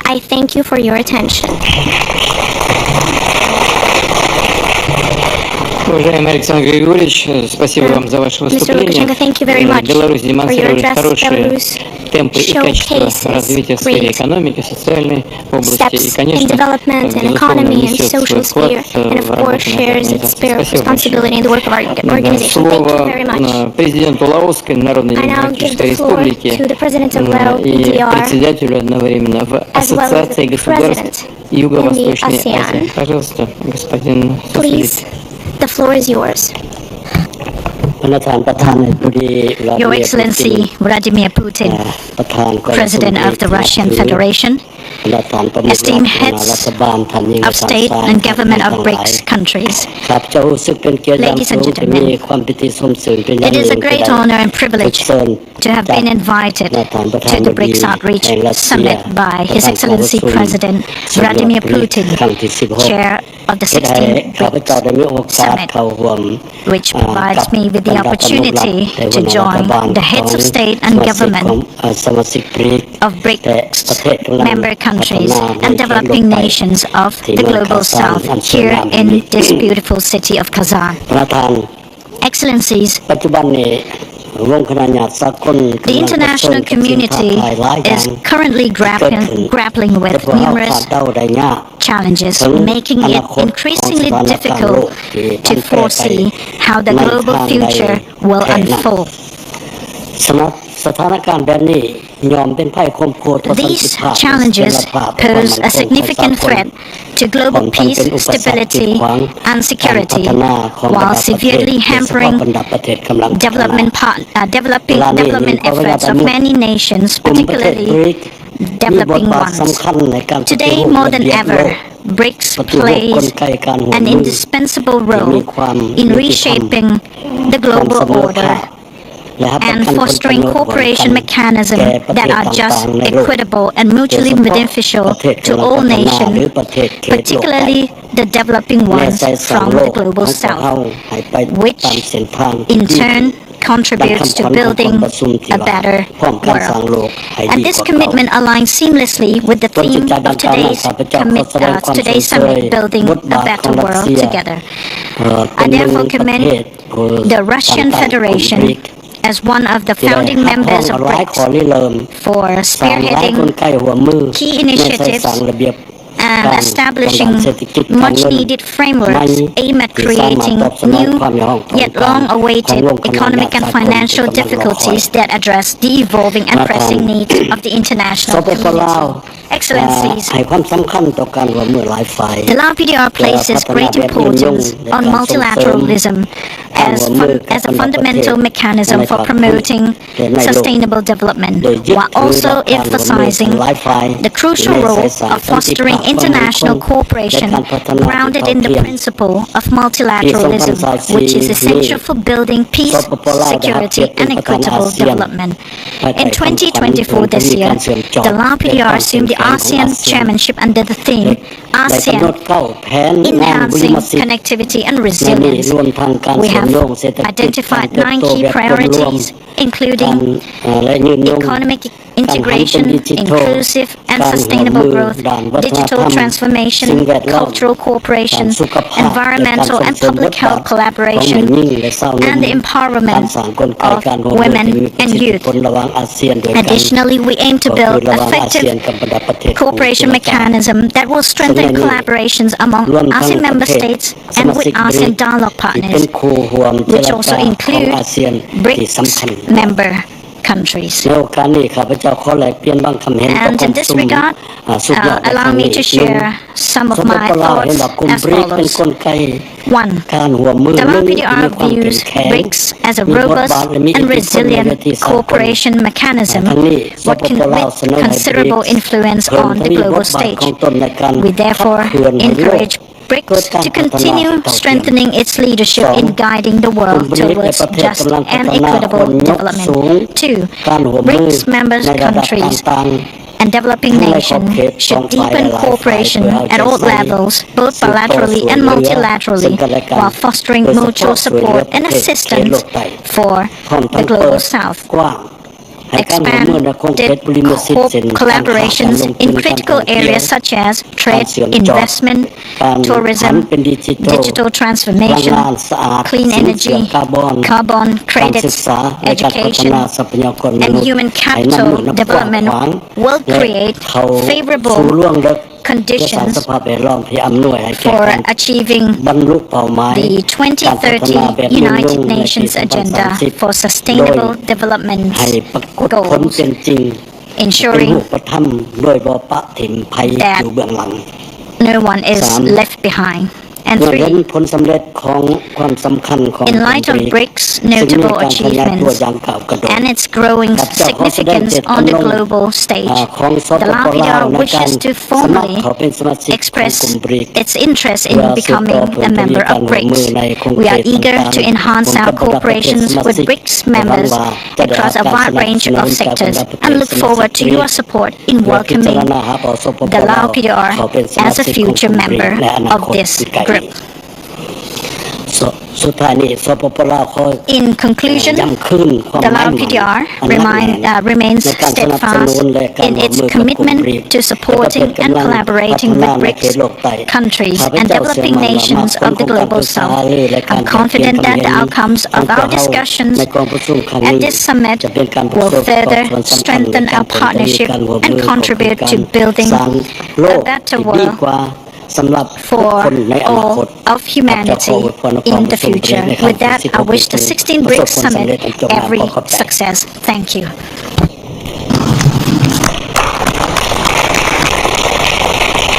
Thank you very much, Mr. President. Thank you for the participation, for active participation as a head of state and as president of the ASEAN. Asia by and large and Southeastern Asia have been undergoing rapid development, and this is going to be a driver of our joint work and our participation and engagement in that region. I'd like to give the floor to the President of Turkey, Mr. Recep Tayyip Erdogan.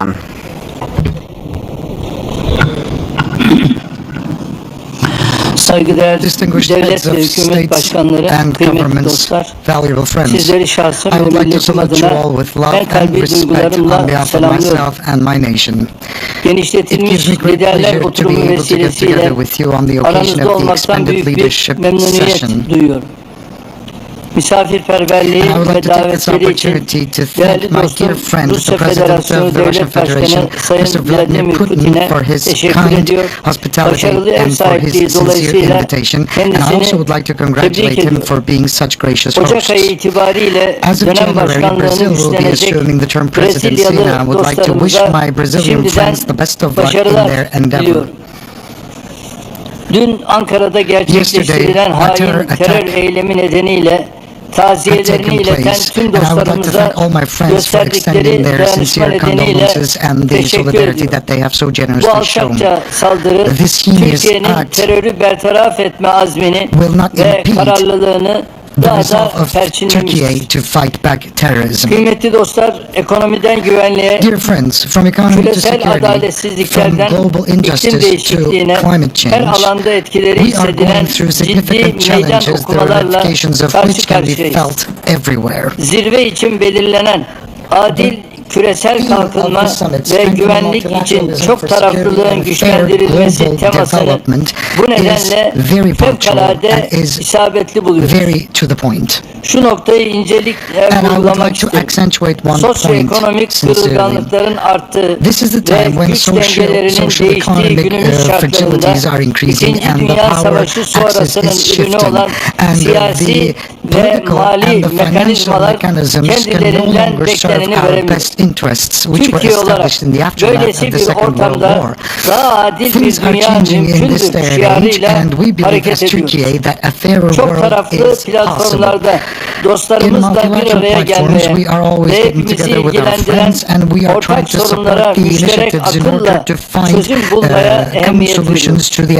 BRICS'in küresel ticaretin gelişimine, ekonomik büyümeye ve sürdürülebilir kalkınma hedeflerine hizmet ederek daha adil bir küresel düzenin inşasına eşsiz katkılar sunduğuna inanıyoruz.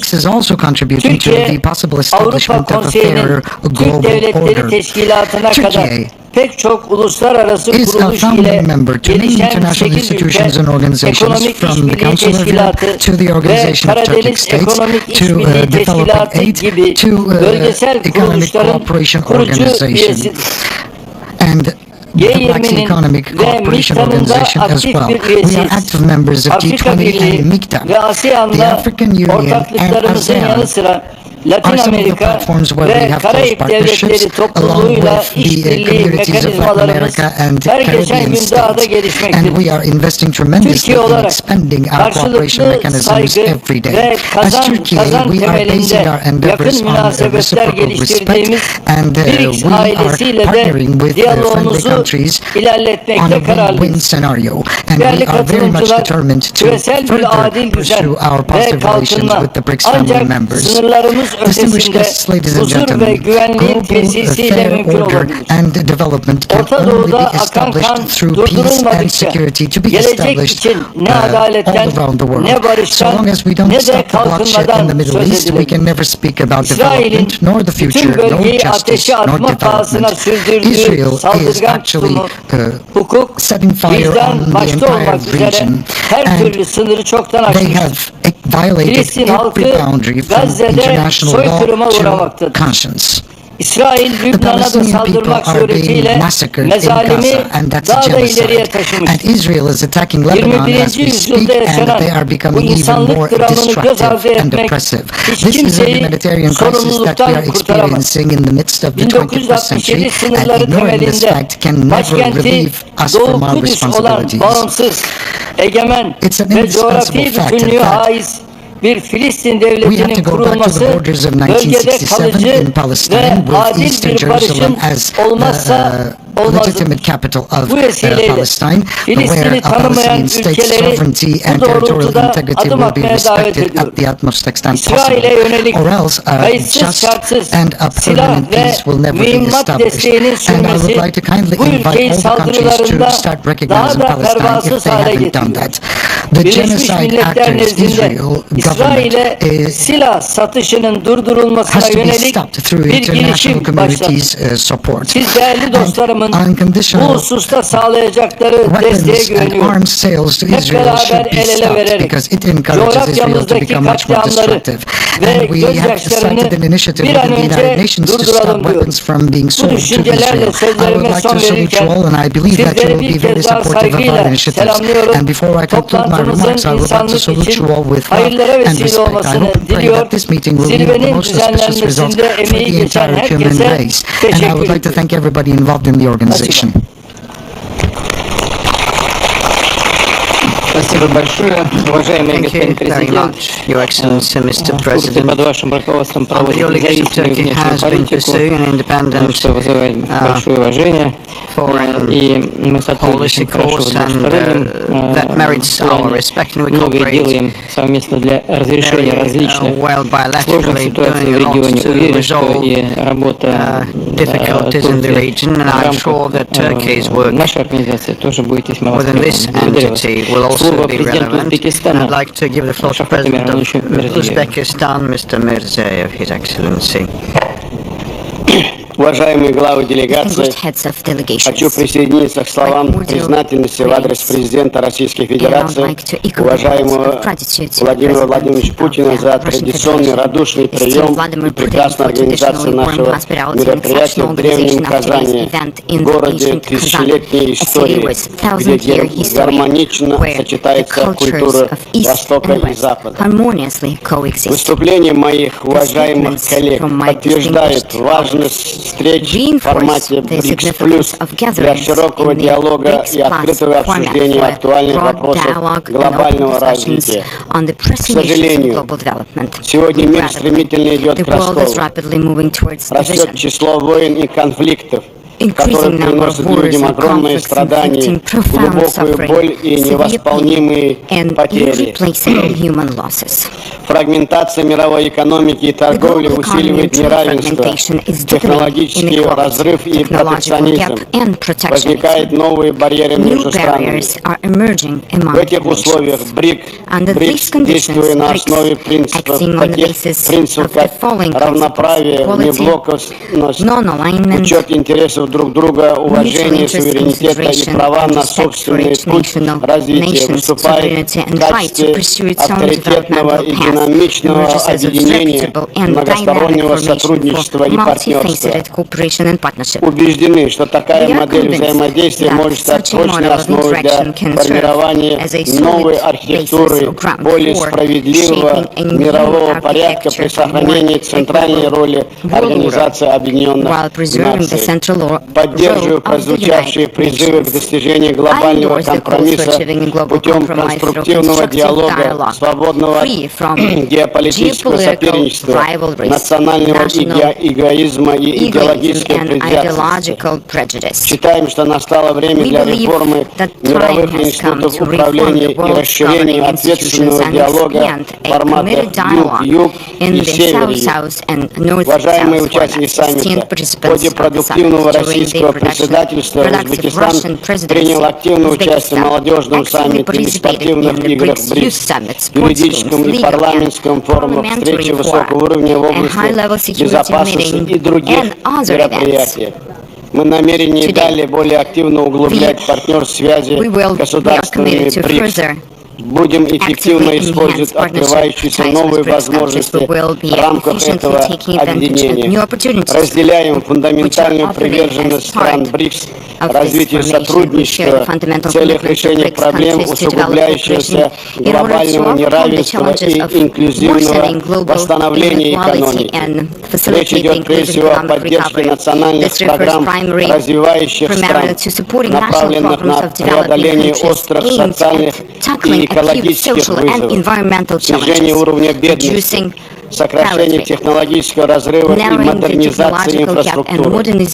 Важную роль в этом могут и должны сыграть многосторонние финансовые институты. Узбекистан намерен установить тесное сотрудничество с новым банком развития БРИКС для реализации приоритетных инвестиционных и социальных проектов. Мы также заинтересованы в расширении практического взаимодействия в таких сферах, как инновация, цифровая экономика, зеленое развитие, энергетика, безбарьерная электронная торговля. Рассчитываем принять участие совместно в проектах исследовательской группы БРИКС по искусственному интеллекту для упреждения возможных рисков и при разработке единых стандартов управления в этой сфере. Готовы подключиться к создаваемому Центру компетенции БРИКС при Организации Объединенных Наций по промышленному развитию, а также предложенной инвестиционной платформе. Совместно с партнерами по БРИКСу рассчитываем тесно работать над усилением транспортной взаимосвязанности, созданием новых трансконтинентальных коридоров, формированием надежных логистических цепочек поставок, развитием системы каботажных перевозок. В фокусе нашего внимания будет также вопрос обеспечения продовольственной и энергетической безопасности, преодоления негативных последствий изменения климата, охраны здоровья. Поддерживаем развитие деловых контактов в рамках объединения. Предлагаем рассмотреть возможность подключения к деловому совету БРИКС всех заинтересованных стран. Уважаемые коллеги, приоритетным направлением партнерства на пространстве БРИКС безусловно остаются вопросы противодействия угрозам и вызовам международного терроризма. Особое внимание следует уделить проблеме упреждения радикализации и распространения экстремистической идеологии, прежде всего среди молодежи. Разделяя обеспокоенность в связи с обострением конфликтов на Ближнем Востоке, он все больше трансформируется в потенциальный очаг глобального кризиса с вовлечением в него соседних стран и крупных держав. Мы с болью в сердце воспринимаем беспрецедентную гуманитарную катастрофу в Газе и Ливане.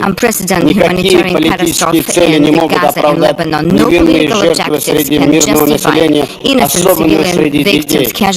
Сегодня безотлагательными задачами является незамедлительное прекращение огня и оказание экстренной помощи пострадавшим. Считаем, что единственным решением израильско-палестинской проблемы остается мирное урегулирование конфликтов по принципу «два государства для двух народов».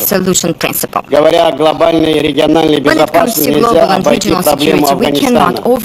Наша общая задача не изолировать, а помочь афганскому народу, нынешним властям этой страны в решении насущных проблем социально-экономического развития, мирного строительства socioeconomic development, peace building, and prosperity. Distinguished participants of the summit, Uzbekistan is ready to engage in close and mutually beneficial cooperation with BRICS countries to achieve common goals of sustainable development. Thank you for your attention. Thank you very much, Your Excellency, Mr. President. Uzbekistan, under your leadership, has shown impressive pace of economic and democratic development. I'd like to also mention that the potential for further development, the room for development is huge. I'd like to thank you for attending the events of the forum in the course of the year, and thank you, and we pay a lot of attention to the situation around Palestine, so I'd like to give the floor to the President of State of Palestine, Mr. Mahmoud Abbas. Thank you.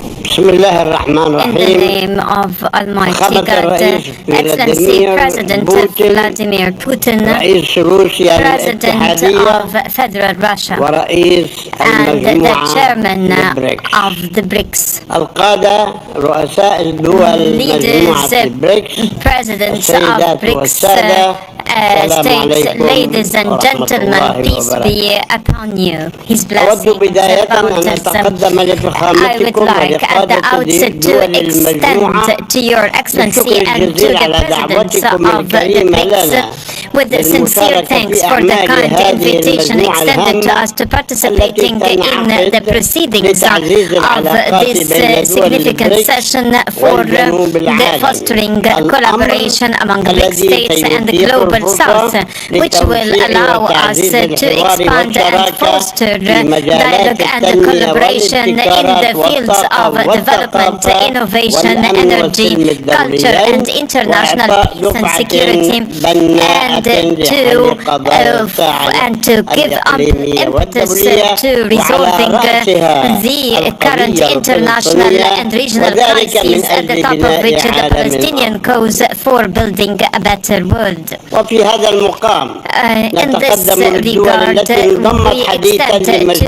we congratulate the countries newly joined the BRICS, UAE, Egypt, Ethiopia, and Iran, for joining the BRICS, which forms a strong indicator to the incremental role of the groupings and its great importance at the international level.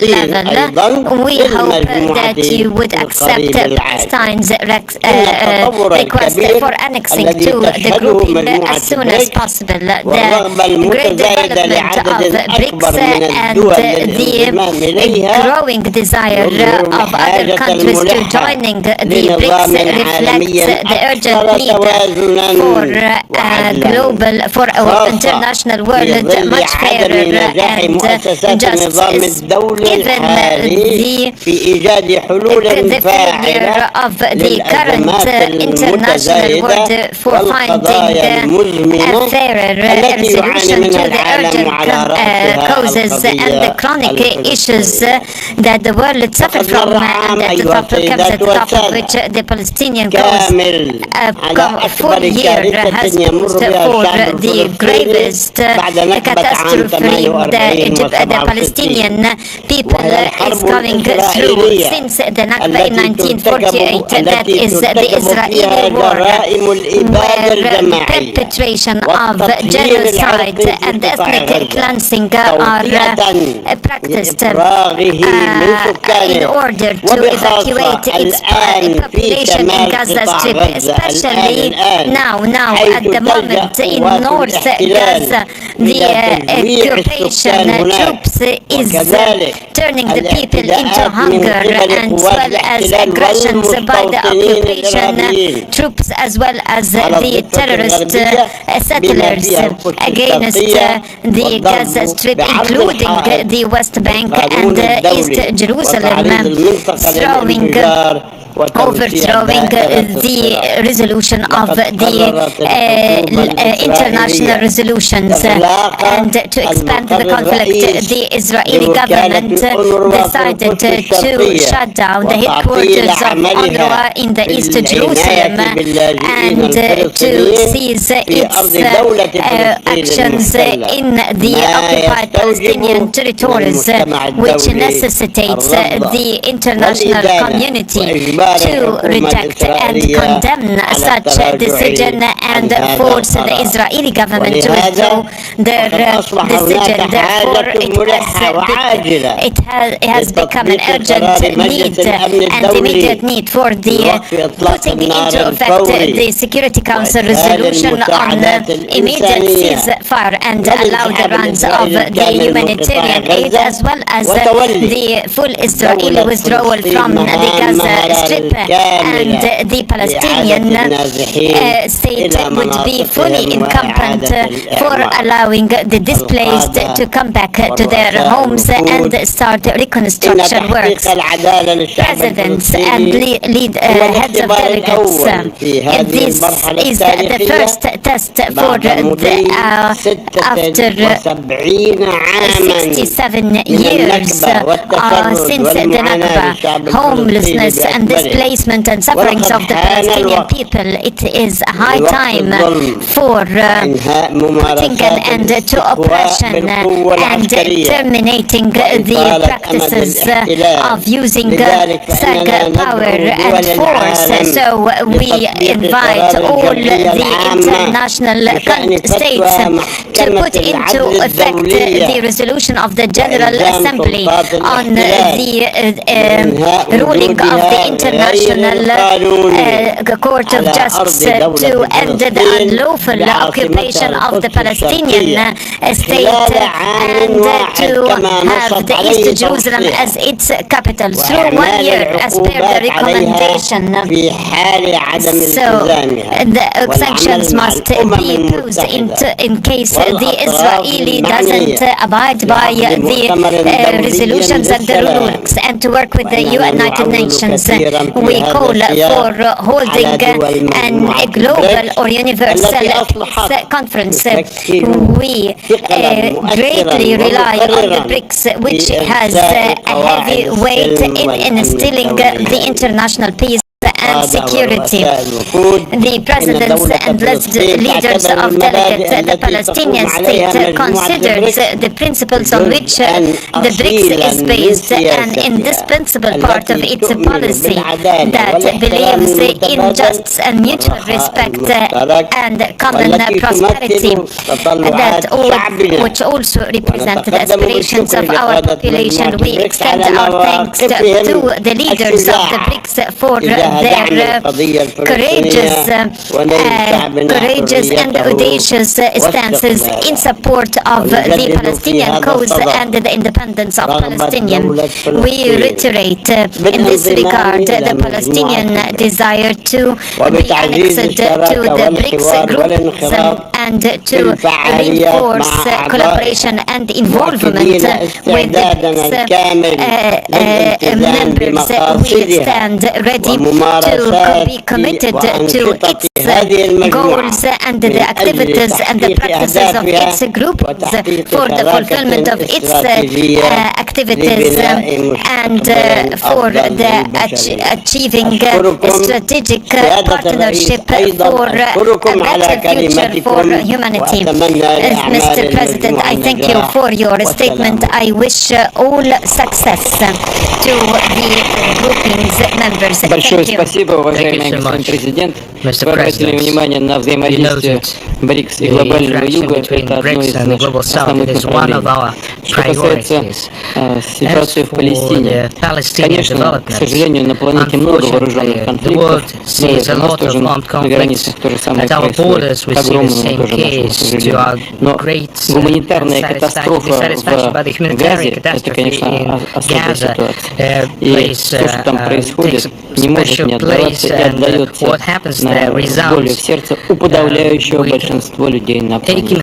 Мы все должны сделать все для того, чтобы ситуация была изменена в корне, и в основе этой, безусловно, лежит создание палестинского государства, так как это было предусмотрено соответствующими решениями Организации Объединенных Наций. Необходимо и выполнять все эти решения в полном объеме. Спасибо вам большое за участие в нашей сегодняшней работе. Пожалуйста, слово для выступления президенту Венесуэлы, господину Мадуро. Mr. Maduro. Bueno, buenas tardes, presidente Vladimir Putin, querido compañero, Your Excellency, presidente, jefes de Estado, President Putin, jefes de delegación. Yo había traído un discurso para leer, pero de verdad que esto es un diálogo muy enriquecedor. Representatives of Brics countries, y ha habido un conjunto my remarks de elementos de aporte session, but que he tomado nota. Discussion before us, which is very prominent. En esta búsqueda permanente as we spoke, por construir lo que ha sido una bandera histórica de los últimos 70, 80 años de humanidad, construir un nuevo orden internacional. Lo felicito, señor presidente Putin, por el carácter incluyente, convocante, unitario del liderazgo que ha ejercido Rusia para la organización de esta exitosa cumbre. Venezuela ha participado de manera modesta en todas sus instancias, organizing this todos successful sus foros summit. ministeriales, Venezuela has taken a minor portion in más de 200 reuniones enriquecedoras taking part in en la various búsqueda meetings de soluciones which were over prácticas 200 a las activities necesidades de este mundo. whose focus was to find La aspiración de un mundo solutions diferente to the needs of the modern es tan world, the antigua world como la humanidad. that seeks to Luego de la create Segunda Guerra Mundial, a new world order. La reconfiguración de un sistema de Naciones Unidas And this aspiration is centró el as old esfuerzo de as todas las the world potencias y todos los itself. The pueblos. United Nations Y organization efectivamente se estableció concentrated the efforts un of sistema all que creó nations, una gran of all esperanza. powers, Y and se we fijaron las came up bases with a system del that derecho gave rise internacional, to que fue asumido de manera raise of hope consciente e involuntaria and por outline países the de main todas las principles of regiones international law. del planeta. La búsqueda de And all cambios the nations of the lo planet recordaba followed el these canciller de principles. Brasil. But Hubo a the grandes líderes quest for en changes la mentioned fundación del by movimiento de países President no of alineados, Brazil que fue una gran esperanza ya a finales de los años there were 50, leaders who created 60, the non-alignment con movement Egipto, as far back as in Cuba, the 50s, entre 60s, los involving grandes Egypt, promotores de Indonesia, ese Cuba. momento de descolonización del They were the África, main del Asia y de countries who búsqueda de la developed independencia y la the dignidad. decolonization El movimiento efforts de países no of alineados Asia and Africa. They jugó were un papel looking for estelar independence para su momento, of para su the época. new states. And the Igualmente el non-aligned G77 movement surgió did contribute como parte de la necesidad de la defensa del sistema de Naciones Unidas, secretario general Antonio Guterres, y ha jugado un papel también importante. Was Los created Brics to ensure global surgió security. en un momento en donde hay un cambio de época, Mr. Antonio Guterres, hay una mudanza de la época histórica. Ha surgido una nueva época y han surgido nuevas superpotencias, nuevas potencias y países que modestamente como Venezuela o regiones como América Latina y el Caribe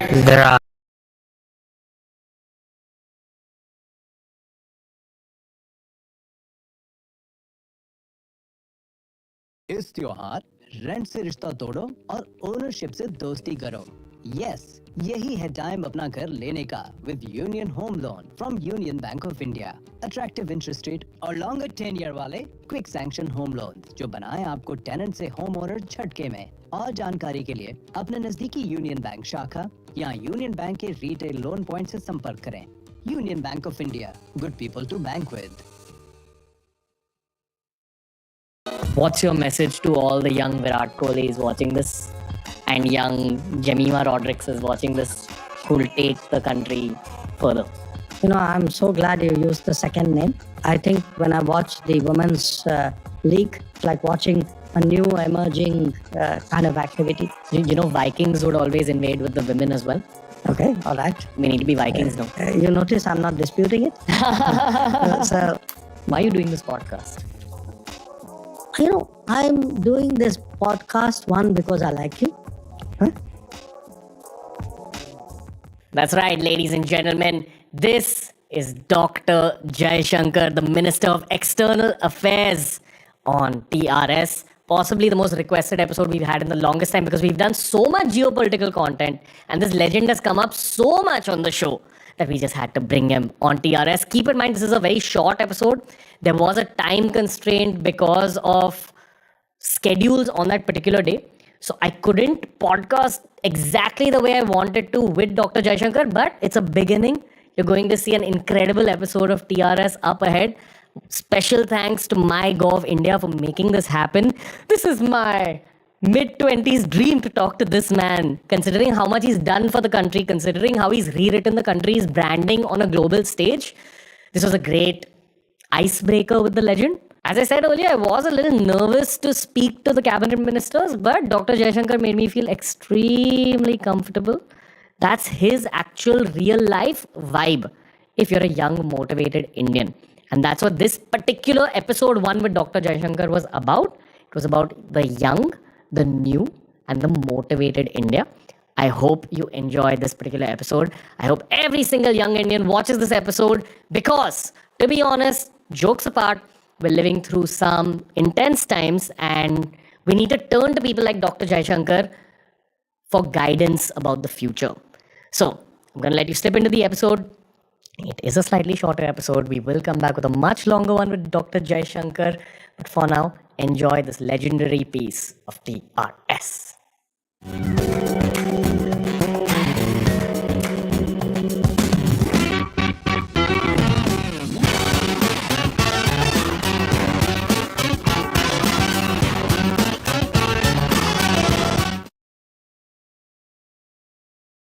Dr. Jaishankar, the most requested podcast possibly that we ever had. How are you and why do you think that is? Well, I'm good. Been a busy few weeks. But I would say probably people are more interested in foreign policy. Nowadays. And maybe they'll come to watch you. So... I mean, geopolitics is one of those subjects that people have been lapping up only recently, but lapping it up heavily. And you're the poster boy for everything that's happening correct geopolitically for India. Okay, that's good to know. But in a way, it's natural. Look, what do we do most of the time?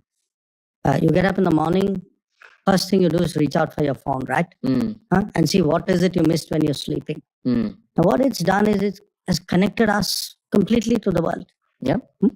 And because of the phone, and then you build everything around it, once you start getting used to global content and global comparisons, then, what you eat, what you read, what you think, everything becomes global. Yeah. That's why they call it globalization. Okay. Simple question for you. Who is Dr. S. Jaishankar the man? Like that people don't know. I'll tell you why. Right now, you're very popular on shorts and reels for your very aggressive comebacks and your very aggressive responses. And in many ways, I feel like Virat Kohli and yourself are the faces of young India. In some ways, this is how young India. There's a slight age difference between us. No, but you're still the guy young India is like cheering for.